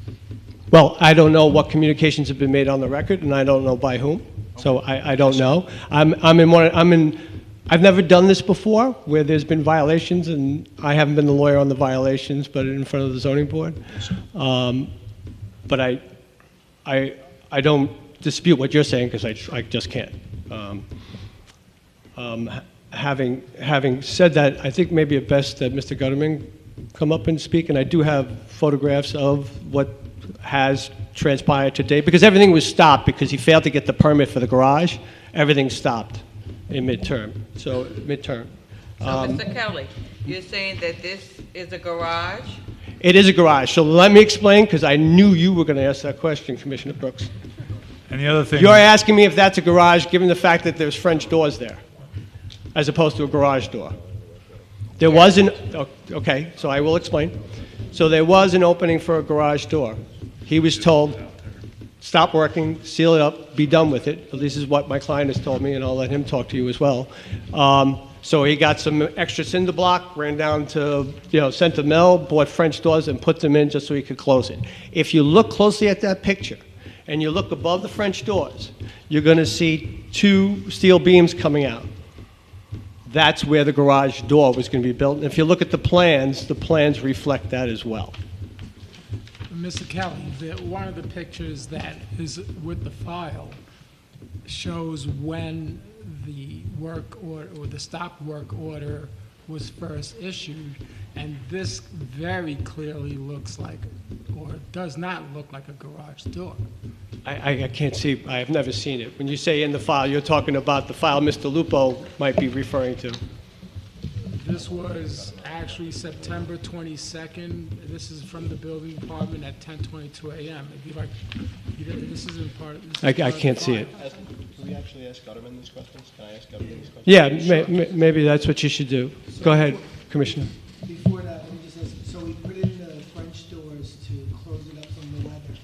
Why did we put the electrical outlet right next to the French doors? You're going to have to ask him. I don't know the answer to that.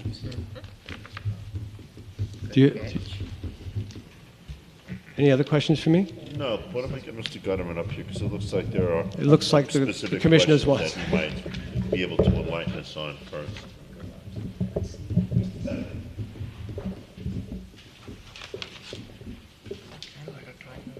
Good evening, Mr. Gutterman. Just your name and address, please. Sure, Alan Gutterman, 335 East Olive. Are you residing in the house now at present, Mr. Gutterman? Yes. You reside in the home? Yeah. Yeah, okay. You don't reside in... No, not at home. You reside in his home. My home, yeah. 335 East Olive. Yeah, but Okay, okay. you can't reside in I'm that sorry. home. Not 150. No, you can't reside in that home. Go ahead. So- You had some questions for Mr. Gutterman. Actually, If I may, let him tell a story, and then... Okay, sounds good. Okay, so let me give you a little the historical elements of this situation. This house was originally purchased prior to me purchasing it by another entity. They weren't able to get financing on the house because of the condition of the house, not the fact the house had no permanent residence in it. So the house was sold prior, and the deal fell through after 6 months. After that happened, essentially... What year was that, please? When was that? That was prior to the March date.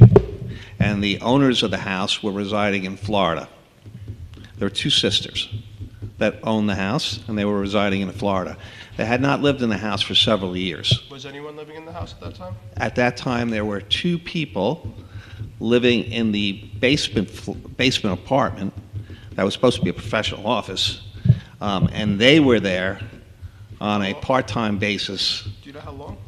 I have no idea.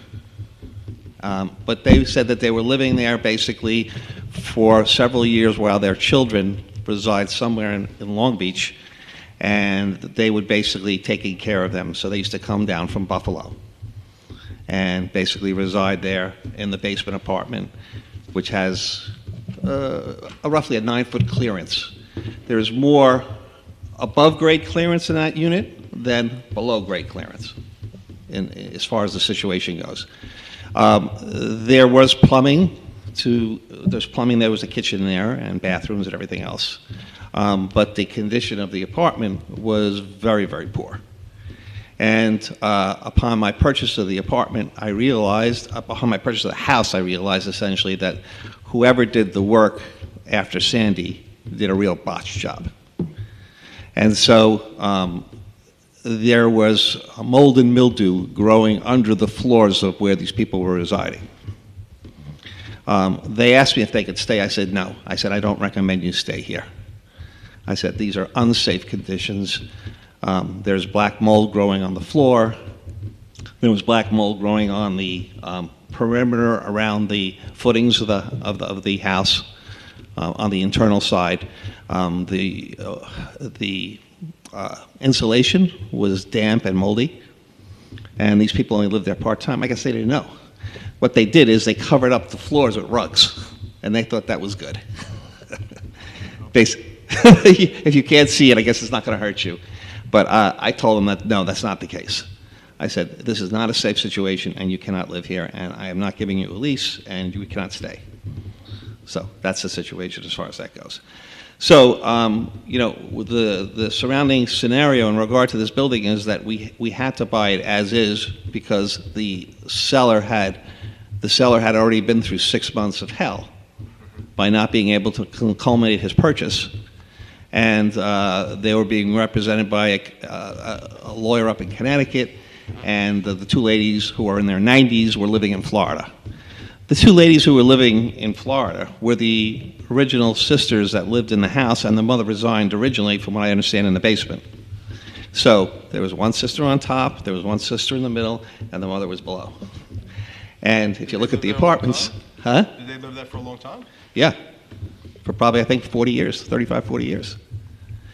And the situation basically was, everybody just accepted that the way it was. And when you go into the apartments, it's very funny because you can actually see the same pictures on the walls by all the same people because they were relatives and they both had the same tastes. So it was pretty apparent that, that So they... mom was in the basement, that wasn't a dentist's office? No, there was no dentist, nothing. No, they weren't. I don't even ever remember it being a dentist's office, and I lived nearby. You took it for like 30, 40 years? Yeah. Wow, okay. So that basically is a situation. Nobody said anything about it. I know all my neighbors knew about it because they told me they knew about the situation. And nobody ever said anything about it, and it was just an accepted way of the circumstances. However, I wasn't purchasing the house under the premise that somebody could live there. I was purchasing the house on the premise that it was going to become a professional office space on the C of O. And basically, because the house is set up in such a way where the egresses are all external for the second, third, and lower level, it's pretty apparent that that was never supposed to be a two-family house with tie-ins because there's no way to do it. I mean, you would destroy the entire structure of the house if you have to start making internal stairways and things of that nature because of the operating systems, the way they're set up. And I took Mr. Kelly there and I showed it to him. I had my architect come in and said, same thing. So we'll lose a tremendous amount of floor space. He said floor space, relocation of heating systems, electrical service, everything would have to be basically, the whole structure would have to be changed. So the best and possible use for this property is to give it back to what its original status is, which is what I submitted to the building department, which is the 1964 plans, which basically facilitate the use of the premise as it was originally granted. And I didn't create anything. I'm restoring it back to the way it was, of what it should have been. But the fact that other people did otherwise, that has nothing to do with me. I bought it under the premise that I was going to put it back to the way it was, and I had my architect submit plans back based on those 1964 plans in the C of O that I purchased the house with. Now, the situation there is basically these three distinct units make the property viable. Without that, the return on the investment on this house will be less than 3%. I could go to the bank and get 5.5% today if I want. Why would I invest all this money to make 3%? Is that what you, forgive me, is that what you do for a living? You develop real estate, homes? No, this is actually this is actually something that I just do because my dad was a builder. Okay. So I just do it as a side. Okay. Okay, But this isn't your first rodeo with doing this with a home. Excuse me? This isn't your first time renovating a home or purchasing a home. No, I know I renovated, purchased my homes, a lot of homes, but this situation was one where I had seen the house the first time, and I was very interested in it. And when I went to another buyer, I was disappointed. Have you ever done any other homes in Long Beach? Not to this extent. No, just in general, like. Yeah. Okay. So as far as that goes, but the point being is that this situation, unfortunately, got its own set of unusual circumstances with it. And when the ladies left, I guess before Sandy, you know, this house was basically abused. I'm just a little confused. So you said initially, and I'm just trying to make sure I follow. 'Cause Go ahead. I'm not a local guy, so I don't know the history like everyone else here does. Right. But you were from, so you knew, did you say you knew the sisters, that they had been living? No, I didn't know the sisters. I was You knew of, informed of the sisters by other people in the neighborhood who said that the two old ladies lived in Florida. And when I started dealing with the closing of the house, the son was involved with the whole transaction because the ladies are 95 years old and they both live in Florida. So he was given the responsibility for selling the house, and he was, you know, very aggravated at the circumstances because the first deal fell through. and what happened with respect to the carport? What made you So- decide so- that so- they had an enclosed garage as opposed to? a Right. refurbished So here's the situation with the carport. So we go into the house, and we were going to originally use the downstairs to store I was going to use it to store my tools and things of that nature. So when I went down there, essentially, I saw what was going on, and those people were living there. And so first they had to move out, which was 3 months later, subsequent to my purchase. And then I wanted to put it in the carport. So the problem with the carport was that I didn't realize that the contractor that fixed or repaired the carport during Sandy did, I can actually show you the photo. It was a very, very creative video. You could submit it if you want, if this is Yeah, voted on but tonight. basically, what he did is he poured concrete over the over the support columns. And as I showed Mr. Kelly, that I got into the carport and the wind started blowing, and suddenly the whole facility started shaking. The whole building started shaking. And above me, no exaggeration, maybe 4 tons of wood that was incorrectly supported, which made it a situation where literally a good wind would have collapsed the carport, would have probably went into the neighbor's backyard, and might have killed somebody, which could have been me. So my first reaction to the whole thing was, take this thing down as fast as we can, because this is really a scary situation. And this thing had been there for quite a while. Is that what you did? Huh? Is that what you did? That's what we did. We basically took the carport down and threw away 90% of it right away, because it was a piece of junk, and it probably would have killed somebody if it would have stayed up. And when you can take columns and move them with your hands in a 360 motion, you got a big problem. Then you started rebuilding it without a permit, is that right? And that is my fault. That is my fault. So what we did is and I admit to that, that was wrong. We should have gotten a permit, and we did is we took the original concrete perimeter, and we were going to put back something with cinder blocks, essentially, to essentially store my tools and things of that nature. And it's supposed to be, we don't have any garage, we don't have any storage at all in this building. It's 3 residential units with no storage. It's not really deep enough for a garage, right? It's only 16 No, it is. feet. It is. It's 16 feet. Well, it goes out another 4 feet, but we couldn't finish. In other words, we could put a garage door, there's steel beams coming out to support the garage door. It's not 16 feet, it's 18 feet, right? So it's 20. Huh? It's over 20 if you measure it to the front door. Yeah, to the front step, yeah.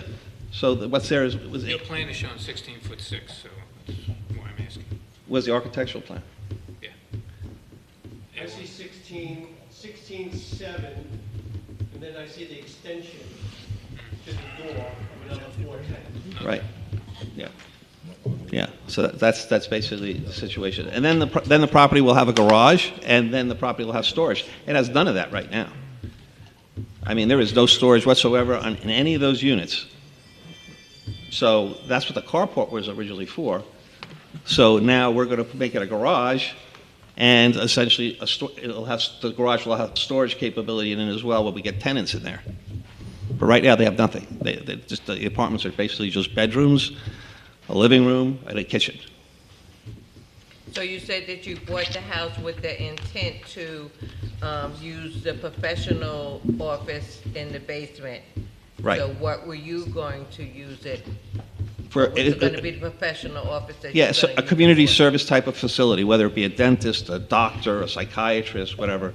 So with the intent to rent it out to a professional? Yeah, right, exactly. Because that's what the C of O says. So, can you explain again why you put in the French doors instead of a garage door? Because we didn't have any time. We were told by the building department to close up the premise. So basically, I ran over to Center Mill, bought a door that somebody basically didn't pick up, and we threw the door in a matter of 4 hours. And then why'd you put the electrical outlet next to the door? Because with the electrical outlet was basically because we had no electricity at all outside, so we ran an electrical line out there, and we brought the electricians in, and they everything was done to code. I mean, if you're a builder, you know you're gonna eventually put in a garage door, why not move the electrical outlet outside where the garage door is gonna go? Why put it? Because that was just an external outlet. It's not for the garage door. It's an external outlet to use. Let's say if I wanted to use a saw or something, we had no source of getting anything. No, I understand what you're saying, but it's where the garage door is gonna go, right? So why not put it where you get this legal permit, you don't have to bring an electrician in to remove it, put it in the garage? No, it's fine. It can go to the right. If you look at that structural, if you look at that, the door can go to the right. We take away one row of cinder blocks, open the door, finish it where the two I-beams are coming across, and there's more than adequate space. I have a 20-foot width, almost a 20-foot width to essentially put a car in there. Yeah, I'm a little confused as well with this, like, the French door thing, but, like, I'm looking at the picture where the window hasn't been installed, the door has been framed out, but if you were framing stuff out to look like that, and then you were ordered to close it up, those dimensions were already set.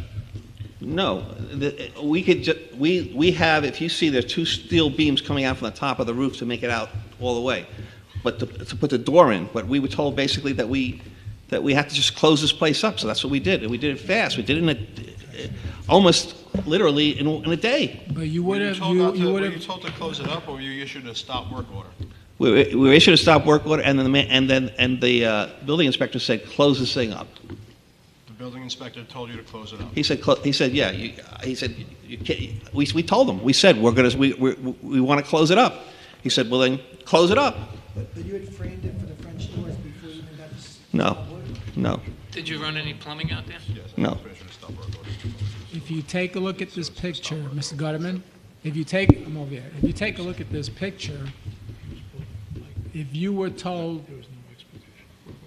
to close it up, you put additional cinder blocks in order to narrow this opening. To narrow for the door, yeah. And that was easier and making it part of the entire house than. Well, it's not part of the house. It's a standard. It's not part of the house. It can't be used. It's just cinder block. It can't be used for anything other than a replacement for this carport. Joe, are these the pictures from the building department? Yes. So this picture's from the building department when they issued the stop work order? Yes. I can't see It's it. already framed. I'll give it to you in a second. It's already framed out for the French doors, not for a garage door. So before you had the stop work order, you framed it out for French doors. The ones that you got after you were given the stop work order. No, we were given a stop work order, and they said close it up, so we closed it up. No, but the They picture, agreed to close it up until after you. yeah, the picture we're giving you is when they caught you doing the work, and the windows and the French doors were already Right, but framed. we had the steel out. We didn't know what we were gonna do with this thing at this time because we just had to finish it. That's it. I mean, we didn't have. It was during COVID. It was during COVID. You couldn't even have to get a garage door. And the whole thing happened so fast that we just threw it together and closed it up. That was the situation. And the use of it is a replacement for that carport. There's nothing else that would ever going to be used out there. Nobody was going to reside out there. It's a cinder box built on a slab. That's why I asked about plumbing. Excuse So me? That's why I asked about. Oh, yeah. So- It's not even finished inside. It's just blocks. I couldn't even have time to finish the exterior of the blocks. I had to put what's the name? Paint on it. What's it called? Dry lock to stop it from the water penetrating in. But this picture was taken before the stop work order was issued. That's why we're bringing it up. Because the stop work order was issued let me see if I remember correctly. The guy came by and he said, close it up. So we closed it up. And then they issued the stop work order because they said that we were going in and using the facility and basically we couldn't do it anymore. So I said, I can't put my tools anywhere? I can't do anything? He said, no, you can't even be on the premise. But then, based on this picture, and it's dated, and again, my COVID timeline is, you know. I don't remember the off, exact- But truthfully, I'm this gonna is be honest, I don't October remember the 6th, exact dates. 2022. And I know we're in 2023 right now, but like a second stop order, work order was issued on 10/6/2022. I only had one stop work order issued. I only had one stop work order issued, and they had come and they said, basically, you got to just close this thing up. Are you sure about that? Yeah, so that's the only one I have. My records are that one was issued on September 29th, and the second one was issued on October 6th. Well, but I was never given a stop work order. They were posted on the buildings allegedly, so. But, can I say something? I'm just asking, I'm just I mean, asking. look, on the date that the stop work order was issued, I wasn't even there. I had to call somebody up to come over and take the stop work order who wasn't even there either. Did you have access to the main home? At the time that this first picture was taken, the picture where the gentleman's on the ladder? Yes. Did you have access to the main home? You mean, could you get in? Yeah. Yeah. Why couldn't you store your tools in there? Excuse me? Why couldn't you store your tools in the main house? In the main house? Yeah. Because it was filled with garbage that we took it off the floor. It was garbage, all the garbage was there, and if you see from the pictures, we had to take some of the sheetrock away. We had garbage on the floor that we took up. There was a leak in the floor. We had to fix it. We had to repair the leak on the floor. There was sewage coming up. So the only place to store your tools was in the newly constructed structure? That was the idea. That's why we did it. We didn't touch the interior structure whatsoever. And if you look at the interior structure, I didn't got the structure. It's all there. The 2x4s are still there. Everything's there. I just took the sheetrock away and the insulation and the floors. Downstairs. Huh? Just downstairs. Just downstairs. I didn't touch any of the upstairs apartments. They're still the same way as they did from 1964. Without a permit? Without a permit. Yes. Yeah, I took away the Just damaged making sure sheetrock. Yeah, no, I'm not saying I'm right, but I took away the mold and the mildew and everything else. I mean, I'm saying I was wrong, and I admit I was wrong for doing that, if that required that to be the case. But it was not a good situation either. The place was filled with mold. I don't want to be down there.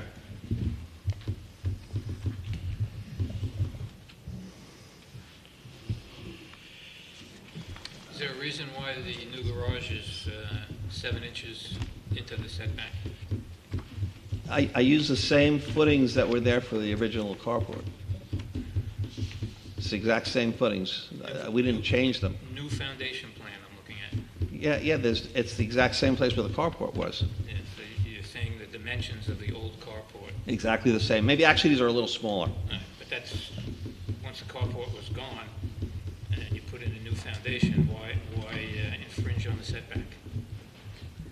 Truthfully, I thought that I was just using what was there before, and it was fine or adequate because I just took away what was there and put something built right on top of it. Right, but you understand now that it's... I understand now that I'm missing 6.5 or 7 inches.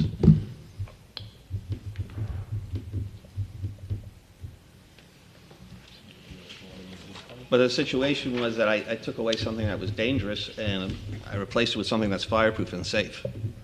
But was infringing on the setback. Yes, I understand that. I didn't at the time, but I understand that now after my architect told me I'm missing the 6.5, 7 inches.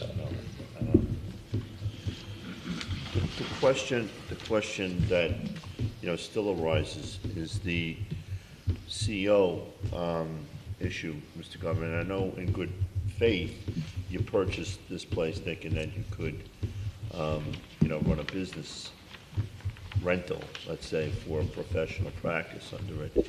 But listening to the timeline of when the ladies lived there and when there were other people living downstairs, those other people were living downstairs, right, in the rental unit or in the professional suite, it just bothers me a little bit because it says to me that the professional use had already been abandoned at that time if there were people, the two people you told had to leave, if the people had to leave and they were already living there. You know, so by definition, it was already a residential usage, right? Because you had two people there that lived there with the carpeting covering the mold, et cetera. So at that point, it was not, you know, professional usage. And since the code says if a professional usage is abandoned for more than 10 months, that's problematic, you know?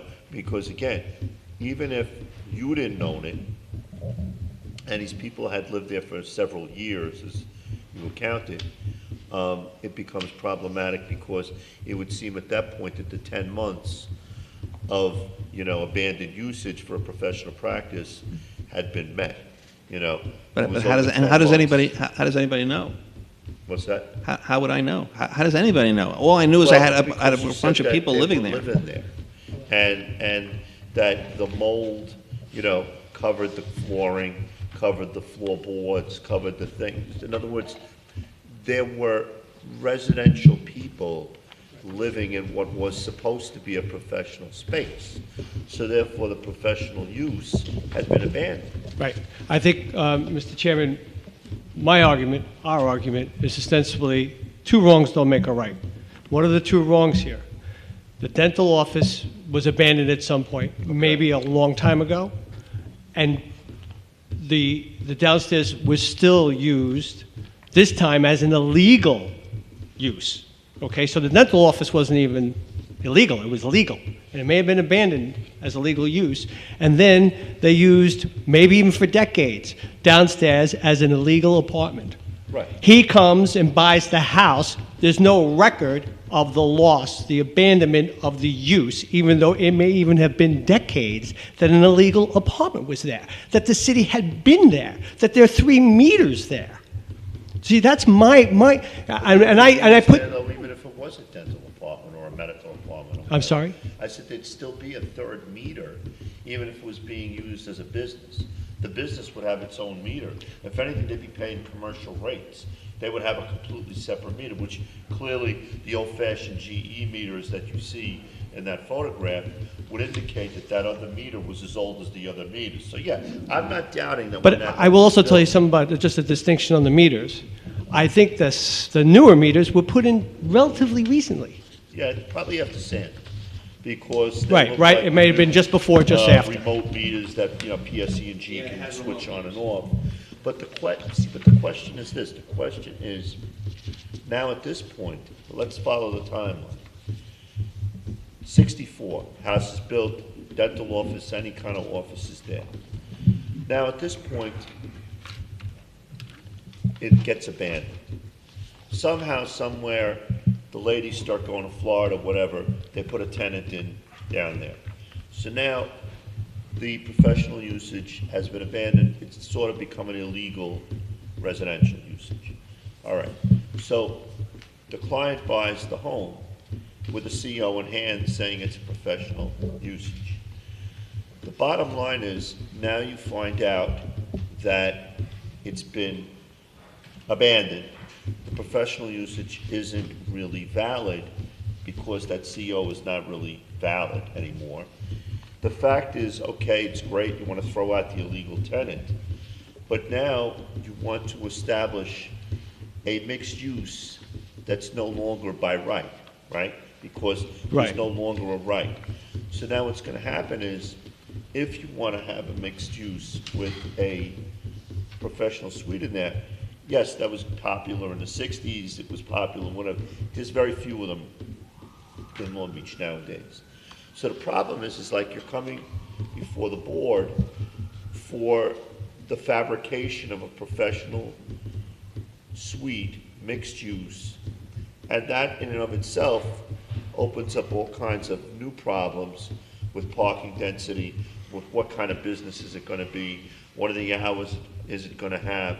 And at this point, I would venture to guess by the number of people that are sitting out there, and again, I'm just conjecturing, that there are people in the neighborhood that are probably concerned about it and want to know, you know, what kind of professional use it's going to be. It's just as if someone were coming for a brand-new application, you know, to turn a house like, you know, any of these homes right here on Park Avenue or whatever into a brand-new professional use. You know yourself, you've seen some of those cases can get pretty heated because people in a residential area start getting hot and concerned about what is the professional use going to be. Is it going to be a psychiatrist that basically has one patient an hour or whatever, or is it going to be, you know, a medical office where there might be, you know, 8 people waiting for an appointment and cars parking? Like, what is it going to be? Is it going to be a vet's office where perhaps people are going to be upset about number of animals going in and out of there? That in itself raises a lot of questions, you know. So even forgetting about, you know, Mr. Gutterman, you know, making a mistake and in good faith, you know, doing this or doing that, the question is now we're faced with a new professional suite. And in and of itself, that's going to raise a lot of questions that the board would typically ask. What kind of practice do you anticipate? Are we going to let the thing open, you know, 10 hours a day, 12 hours a day? What are the parking demands going to be? So it's something that really, I don't think really has even been adequately addressed, in my opinion. We're dwelling on, you know, the mistakes. We're dwelling on, you know, garage doors instead of French doors, et cetera, et cetera. I think the concern of a lot of people might be, it's not just a 2-family house, it's a 2-family house with a business that has its own unique set of demands that people get concerned about, you know? Right. So we haven't really, you know, explored that as much as I would like to see, because, listen, I'm not afraid of competition. I don't care if it's a new demo, to be honest with you. I have an established practice, but the thing is, the neighbors might be worried about what kind of traffic flow is this professional office going to bring.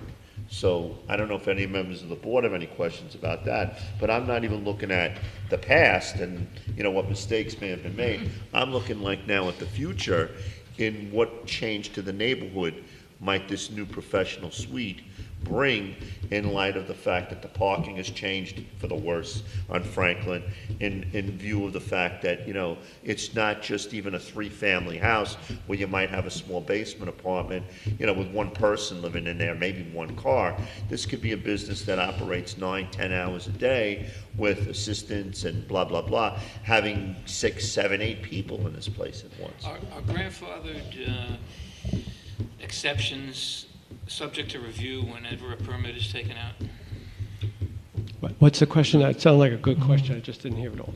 I'm sorry? That sounded like a good question. I just didn't hear it all. A lot of times, if something is grandfathered in, it's a pre-existing non-conforming use variance on a house, but we go for a variance on something else, are all the previous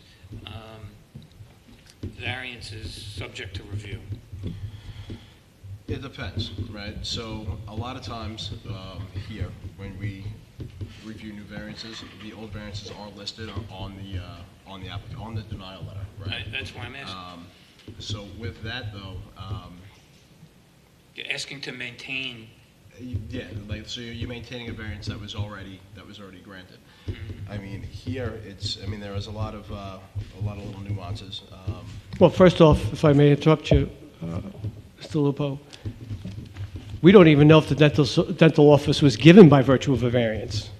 Actually, from what I understand, that it wasn't actually a variance, but back then, you could build as of right. You could build as of right, so long as the professional was a resident of the home. Right. So then that's why I think the professional built the home. I would tend to agree. Right. You know, my only other thing is, with respect to the C of O, if nobody ever applied to update the C of O, then how would it be updated? Because I know that there is a... Well, if you're doing inspections... I'm sorry? If you're doing inspections, you're seeing things. And if you're seeing things, you make a note of things. So I do know that there was a letter issued by the building department in October 26th of 2021 that clearly indicated that the home was not a 3-family residential dwelling, and it was not a 2-family with an office space. It was a 2-family dwelling with a contiguous part of either one or the other unit in the basement. I saw that yesterday. However... I saw it today, so you beat me by 24 hours. So, two points, and then I think, unless you have something you want to say to me.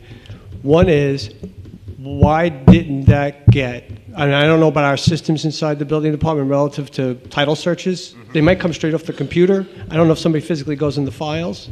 the file is not thick, as you probably, right? But that letter, if you're going through it, you're going to see it. Why didn't that go a step further? It didn't. Doesn't really matter. I can't answer. Right. So I'll go to my real argument. My real argument is listen, the four factors under General City Law 81-C relative to use variances is, are you not able to make a reasonable return? Is the property unique, and is the issue with the property unique? I would say yes. I say yes to the first one, but we would have to submit financial proof. Third, is it out of character with the neighborhood? Well, clearly there was a use there that's been in character with the neighborhood for decades, whether it's a dental office or an apartment. I'm sure Mr. Gutterman would take an apartment if he couldn't get a dental office. He's looking for a reasonable return on his money. That I would obviously disagree with some of your rationales. Right. You disagree with mine. Right. So, but that's my argument, is the law, the facts and the law. I understand that the board's upset relative to the fact that Mr. Gutterman did this without permits. I, in fact, have chastised them. We don't do that here. It's not smart. It's not the way to do business. And that's the reason why I had him come up and talk to you and confront it. One question, once the dentist or whoever he was did not occupy that office and/or moved out, wouldn't a variance be needed at that point for the office, for a medical office? It seems like once he's gone, That's why we're here. So Yes. That's what the abandonment is. So once a specific use is not in use and not actively in use for a duration of 10 months or longer, that permitted use or that permitted use is then abandoned. That's why it's the city's position that mixed use has long since been abandoned. Right. Right, and that's why we're here. We're asking to, Mr. Gutterman used the word restore, resuscitate, and that's based on the detrimental reliance. That's based on the fact that this hardship was not self-created, that the C of O did say dentist office, that it apparently, the dentist office disappeared a long time ago, that the C of O was never changed to reflect that, nor the file until recently. He purchased the home in March of 22. Title search was done in February of 22 and didn't reflect. Sounds like a mistake on the title and the title search. Well, that's a good question, because, I don't know, that's what litigation's made of. Question is, do you go in and say to the building department, I'm here to do a title search, and they say, we'll take care of it? Or do they say, give me your entire file, I want to see everything, I'm going to pull everything apart? I don't know. Mr. Gutterman might have a case with his title insurer. But the issue is that I'm just learning of this letter now. I understood. And the certificate of occupancy has not been changed. When they generated that letter, they had a duty to disclose on that certificate of title, I would assume, on the C of O, the certificate of occupancy, that hadn't been abandoned. Not something we're going to resolve. No. I know, but the document speaks for itself. The certificate of occupancy speaks for itself, and that's what I relied on when I purchased the house. We understand why you did what you did, but there's a problem with that C of O, it sounds like. I know. The C of O was just never updated. There was never any application for it to be updated. There's an issue, so obviously, you're saying it's not the title, it's not your title company's fault, it's the city's fault, and I'm saying that it's not the city's fault. I'm not saying that it's the city's fault. Mistakes are made, but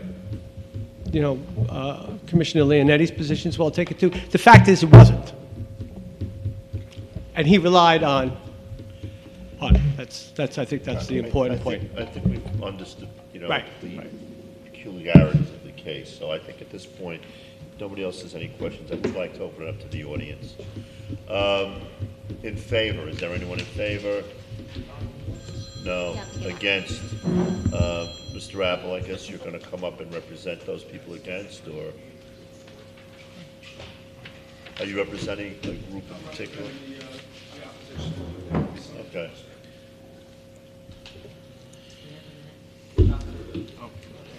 Yeah, we're gonna take a break for a couple of minutes. Kenny, before you start, I'm just taking a bathroom break.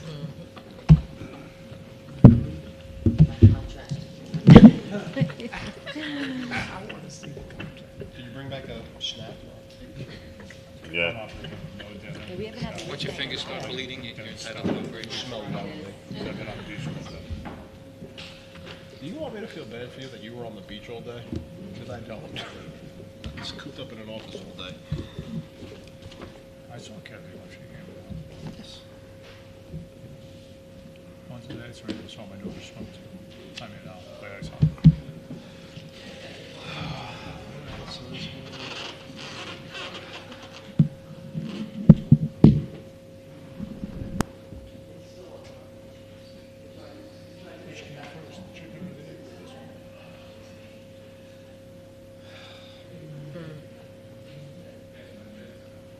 Yes. It's gonna be a fight. It's gonna be good. It's gonna be fun. Oh no, please. When you look at the timeline, You look at the timeline, you know what, like, listen, man. You wanna know the biggest problem with this case? Dennis Kelly is very clever. That's the biggest problem with this case. What? Dennis Kelly is very clever. Yes. Very clever. Yes. Yeah, I mean, and When you look at it, he's doing his usual soft shit. when you look at it, like, I mean, it's not like vanilla sand. So you had tenants in there after sand. But then the mom lived downstairs while the sisters lived one it's too. not gonna be a question of whether or not the use was abandoned. I think that's gonna be pretty easy. I think that the problem is gonna be demonstrating that with the C of O the way that it was, that it had detrimental impact on the citizens.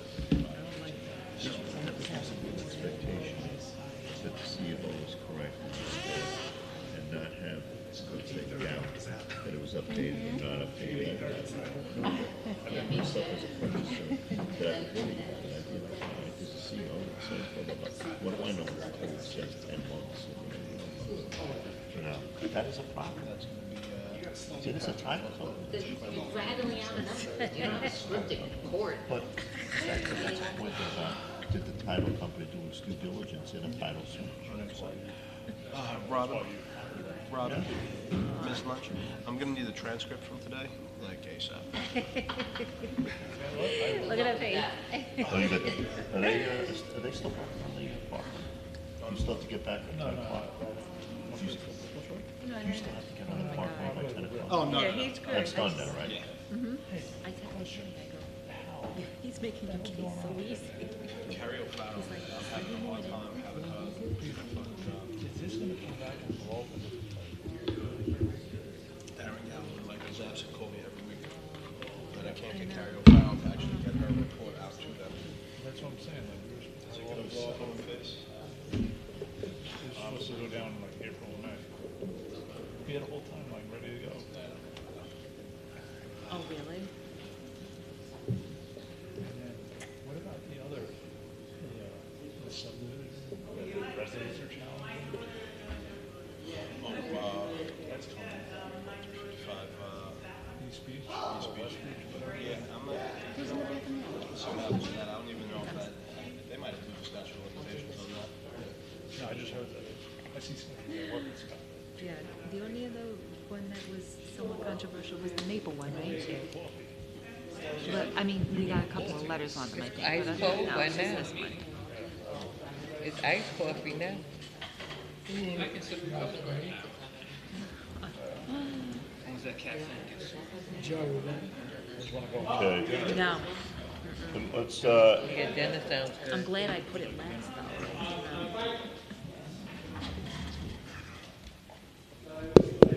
all right, ladies and gentlemen, we're gonna resume the meeting.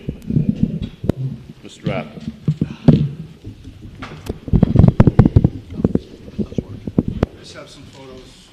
Kenneth Apple for the opposition. Good evening, Chairman. Before you tonight, on behalf of several neighbors, most of them behind us, who are in complete opposition of this application in both respects. One is the gentleman who lives directly behind where this new structure was built. There's photos there of how close it actually is to his property line. I mean, they say it's fireproof, but it's extremely close. My clients who live a couple of houses behind on Beach Street and whose daughter lives directly to the north of this property. As you know, I've been a part of many cases where I've appeared asking for forgiveness instead of permission.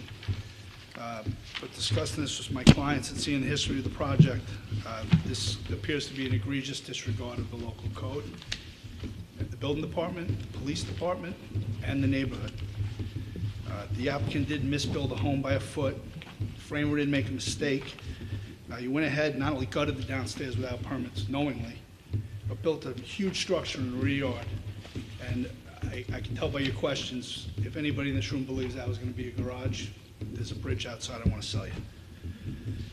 Not for the complaints, the stop work orders, which were apparently violated on more than one occasion, this thing would have been built, and I don't know what that back structure would have been. I could speculate it would have been another apartment or another medical suite, but that's exactly what it looks like. It has a lip, it has French doors, like you said, it has electrical outside. It was a carport. Tearing the dilapidated carport down is one thing, but building a huge structure that now appears to be a potential residence or a potential, accessory structure is unacceptable, and the neighbors, as you see, are quite upset about it. Look carefully at the pictures. The entrance door, the lip, the step up to enter.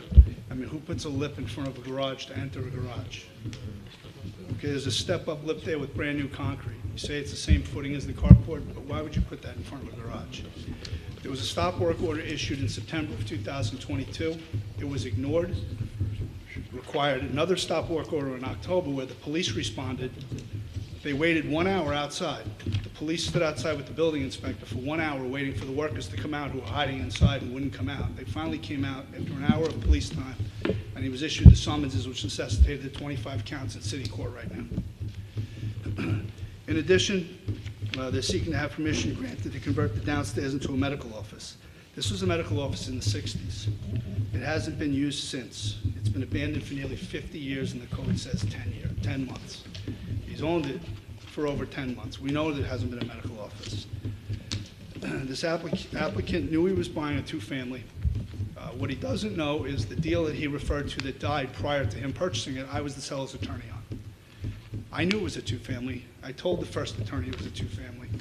And clearly you relied on a CO from 1964 when any local attorney knows that if a medical office isn't being used or a professional office isn't being used, it's abandoned in 10 years. So ignorance of the law is not the city's fault. It's not the neighbor's fault. It's a due diligence issue. And it obviously wasn't conducted. I knew when I was representing the seller, it was represented as a two-family. That was not a medical office. It was abandoned. We knew it, and we didn't represent it that way. Subsequently, there was another attorney that represented the seller when he bought, but when my deal was going on, we had to represent it as a two-family. I don't believe he meets any of the legal criteria. It's clearly an undesirable change to the neighborhood. A white box truck was parked in front of this structure, the entire project, and I think it's still there. Is it there for storage, or is it there to conceal the fact that they were building a structure and they don't want people from the street to see it going by? I don't know, it's speculation, I don't want to make accusations, but it's there, and it covers up this structure. It's clearly substantial. They're overbuilding a big garage. If you look at the pictures, it extends into the yard. So if you wanted a car, it parks in the car, you'd pull right in. Why extend it, 10 feet into the yard or 7 feet into the yard? It was clearly going to be used as an accessory structure just by the mere location of the electric, by the doors, by the framing of the doors, like Commissioner Lisa brought up, by the lip in front of it. This is obvious. He got caught. Is it a hardship? Is it not self-created? I don't know. What's a reasonable return? He's only making 3% on his investment? I don't know what to tell you. He bought a two-family house. That's how it's got to be used. And anything else is obnoxious. He's come to you after doing all this work without one permit. Like I said, multiple stop work orders. Ignored. That's disrespectful. It's a disregarding of the law. It's disrespectful to the building department. It necessitated the police to show up to catch the workers a second time. The windows in that structure have been blacked out. Why are you blacking them out? Because you're obviously doing work in there. I don't know what's in there. I haven't been there. My clients have not been able to see in there because the windows were blacked out. Again, I personally have appeared in front of this board. I've been in major favor of not making people expend excessive sums to correct mistakes. In this case, I don't think it falls into that category. He's created a potential fire hazard, a nuisance to the neighborhood. The property is an eyesore, and it's clearly for profit. He said he doesn't intend to live there. He has another residence in town. He's only going to make 3% on his return. I don't know. It seems reasonable to me, but you should have known that when you went in. This is a due diligence issue. I, as a local practicing attorney, I do quite a bit of closings. I know the professional space law, and I would advise my clients properly. That's not going to be used. This is a two-family house. Is there a separate entrance? What could it be used for? I don't know. Put a laundry room down there. Put storage down there. A third family or a medical office plus that back structure. I think one issue shouldn't cloud the other. You put it all together, and I think you guys can see right through this. And again, he knew it when he bought it. If he wanted the real answer, he would have gone to the building department like everybody else and gotten permits. He tore down a carport. Get a permit, put a carport back up. No problem. The neighbors would be fine with that. They have no issue with that. They looked at the dilapidated carport. We're not debating that it was dilapidated. Credibility is an issue. He threw up the doors because of COVID. This was in September of 2022. COVID? Really? I mean, you come in front of, this board, and I think credibility is a big issue. Just that argument in of itself shows a lack of credibility. Based on all this, I think this application should be denied. Like I said, it was a complete disregard. We know you need permits. You know you live in town. Blaming the city for not updating a CO. The city's not updating a CO. Everybody knows, or the practicing attorneys know, that a CO gets updated when you go to the building department and you put in an application to update the CO. Had he put in his proper permits, the city would have actually probably come in and said, no problem, we're going to need a new CO on this, and we're going to give you one for a two-family house. That's what would have happened. But we didn't get to that because all the work was done. And now they're coming to you for relief because he's only making a 3% return at all of their expense. We haven't seen any documentation on that 3% claim either, so I just want that to be on the record. Which is fine. That's his claim, but Even who knows? even if that's his low-end argument, because I'm assuming he's giving you his best-case scenario, so what? He's making 3%. Maybe he's making 10%. That's what I mean. Yeah, but even if he's making 3%, that's not your problem. He's doing this at the expense of all the people behind me. And again, to ignore a stop work order. You need permits. Ignore the stop work order. Ignore it again and have the police come. That they have to sit there for over an hour to wait for the workers to come out because they won't come out because they know they're going to get summoned. They finally came out and got tickets. That's why he has 25 counts in court right now. So based on that, I just, like I said, I've appeared in front of this board many times asking for forgiveness instead of permission. This one is because he basically got dragged in here in handcuffs is what it comes to, so to speak.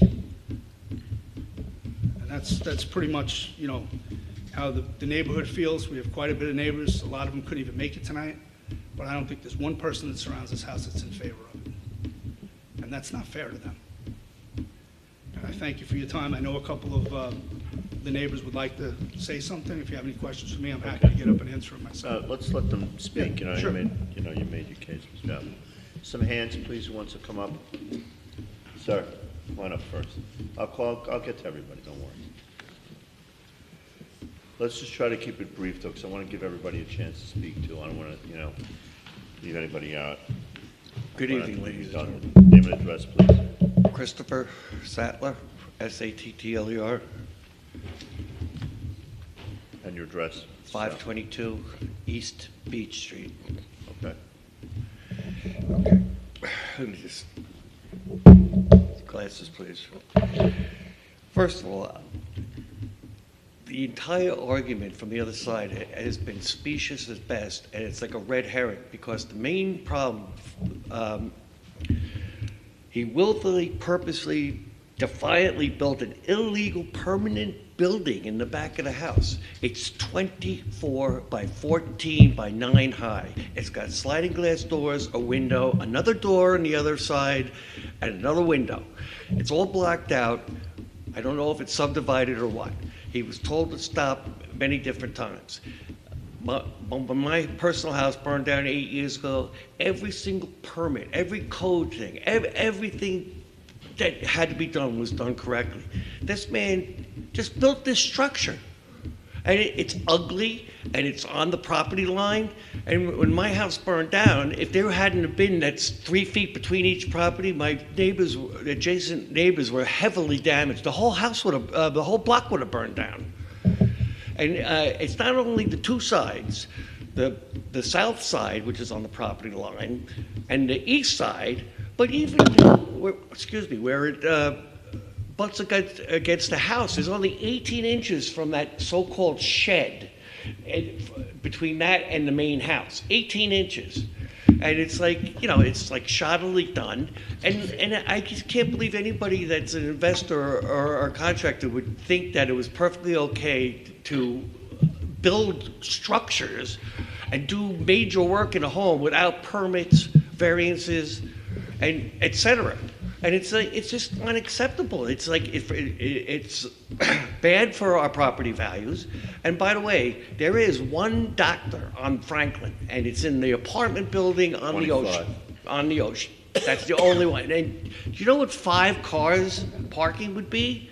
It was like the guy 2 houses down from this place, he rents his driveway out to the beachgoers every weekend. I mean, it's just unacceptable. And furthermore, it's probably not the zoning board, but I mean, aren't there laws about like maintaining the place? There's 4 foot of weeds all over the house, including the walkway, the cement walkway going up to the front door. But I mean, we saw this. We saw the stop orders. I knew the guy who gave me the stop order, and then they started working again. And you know what? The theory, my theory is like, well, I'll take a $2,500 fine, instead of spending $25,000 on architects and permits and variances and all this other stuff. And then I'll take a small fine, and I'll have this permanent building, which is a definite fire hazard, and it should be taken down. I'm sorry if I sound a little. It's okay. But that's what I have to say. Thank you. And by the way, nobody's really lived in that apartment for 30. I've been there for 33 years. That apartment downstairs was totally wrecked and sandy. I don't see how it was put back. Ma'am, come on up. If ever. Thank you. Your name and address, please. Hi, I'm Joan Sattler, also 522. Joan Sattler, 522 East Beach Street. Sorry to keep you here so late. All right. But I'm wondering, if the board approves this variance, is it going to set a precedent for the rest of the neighbors to build structures in their backyard too? Is the board going to grant a reward for bad behavior? The owner blatant disregard for the law of the city of Long Beach. He never got permits. He continued to build after the building department told him to place stop work orders and send summonses. There is no parking in the area now. This will add to it. It will be dangerous to people because it's a main strip to people walking to the beach with additional cars coming and going constantly and no parking. And when they're looking for parking, they're not paying attention. There's families walking to the beach. It's a residential area now. It's not, a commercial area. There's young families and many senior citizens. It'll be hazardous with additional cars and strangers coming and going all day long. As his hardship, because he's only going to make 3%, which is probably a lot wrong, we have the same exact house across the street from us. It has two families, with the third thing is just where they keep the laundry and everything else. That also sold for $1 million, and that owner is only using it as a 2-family. And he's not going against the rules. This should be only a 2-family. What do you think? Thank you. That's it? Yep, thank you. Did I miss anything? No. No? Got your point. Who's next? Come on up.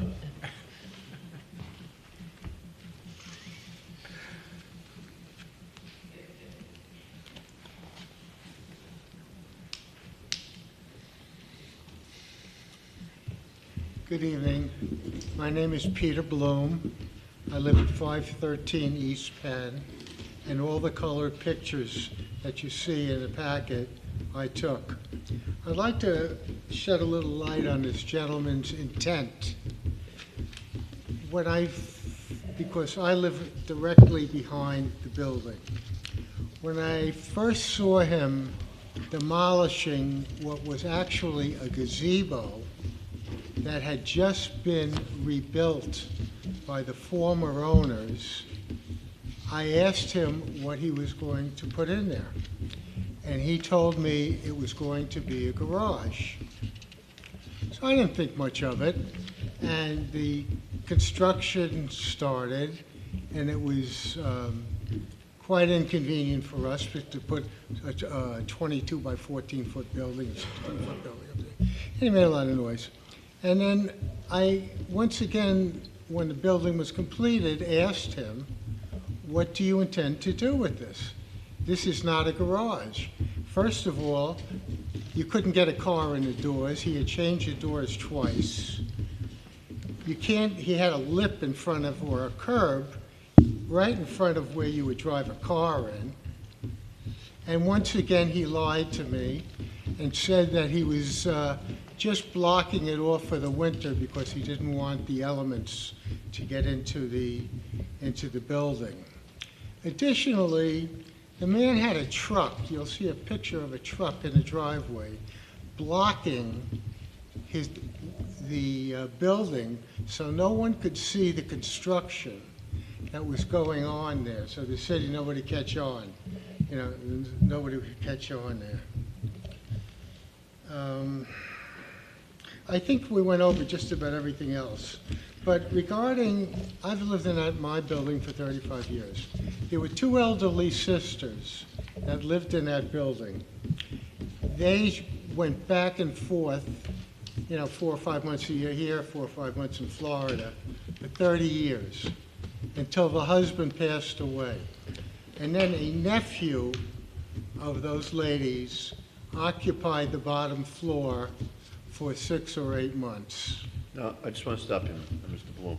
The bottom floor, meaning that apartment? That apartment, right. Okay, not the first floor, the bottom. There's two on top and the bottom. Okay. Well, there's some semantics with that. Some call it a basement apartment, some call it a ground floor apartment. Right. But if you look at it, the living room window is way above ground. Okay, it's very clear it's an apartment. And even though the city may have characterized it as a two apartment house, in fact, it's 3. So those are the points I wanted to make. This guy has been deceptive. He was trying to put one over in the city, obviously, and he was trying to put one over on his neighbors. And unfortunately, he ran into the wrong people. Thank you, Mr. Bloom. You're welcome. Who's next, sir? Yeah, come on up.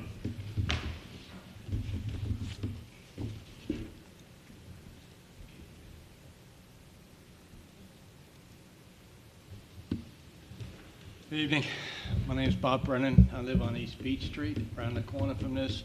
You're going to love me because I'm going to be very quick. I appreciate your endurance. Number one, I just can't understand the total disrespect that this individual has for our city and our rules and regulations. He just proceeds to do whatever he wants. And I just can't understand that, and that's why I'm here. And number two, we have a serious parking problem, as you know. I mean, there's inadequate parking on Shore Road and Broadway.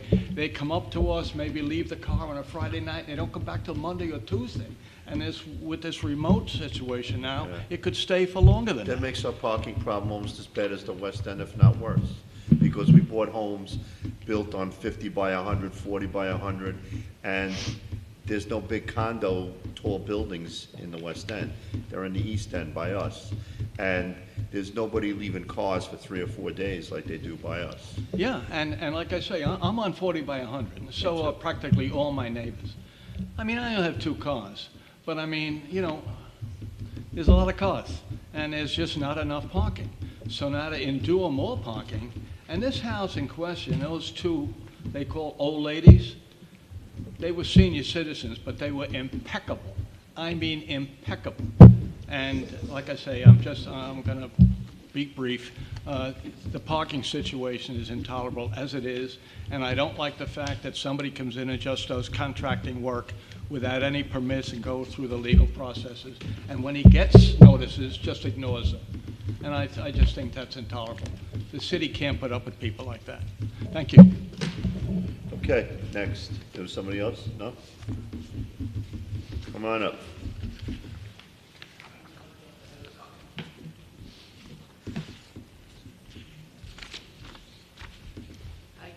My name is Brandy Beyer, B-E-Y-E-R.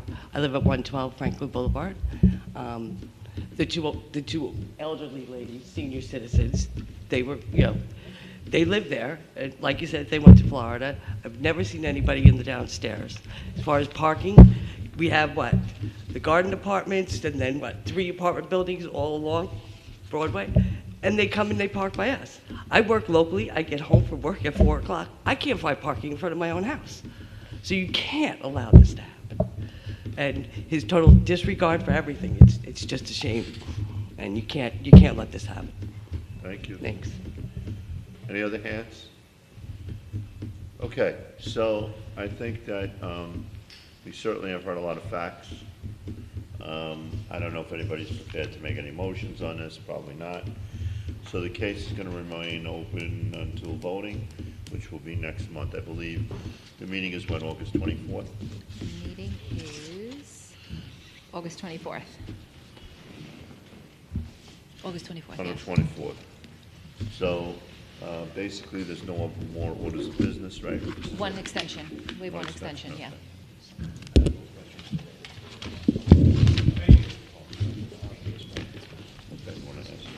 Actually, Mr. Kelly, I'm sorry, before we actually conclude this case, can I ask you another quick question on the record? Yeah? Yes, if that's okay. Absolutely.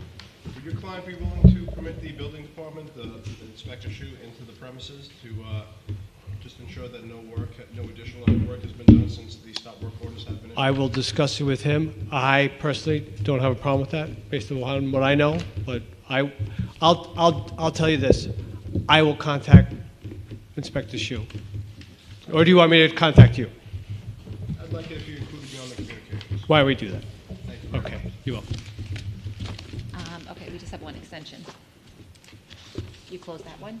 Yeah, Okay. meeting is now, that case is closed. Case number Remains open 3300, application of Ed Skepa of 4 Pennsylvania Court, Long Beach, New York, for a 6-month extension of the variance granted by the Zoning Board of Appeals for new side yard stairs, rear deck at 4 Pennsylvania Court, Long Beach, New York, also known as Section 59, Block 271, Lot 213, on the Nassau County Land Tax Map. Who will introduce a motion on this application? I'll introduce a motion to grant.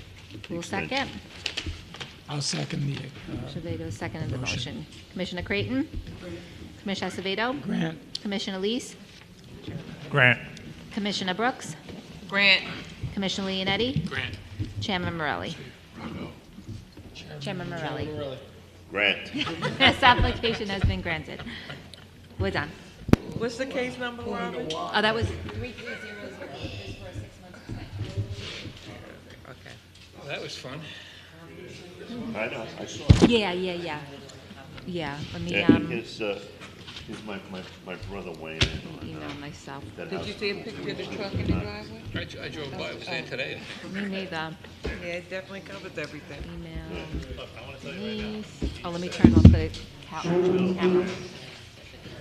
Yeah. Oh, we know that. She probably doesn't say that. My brother,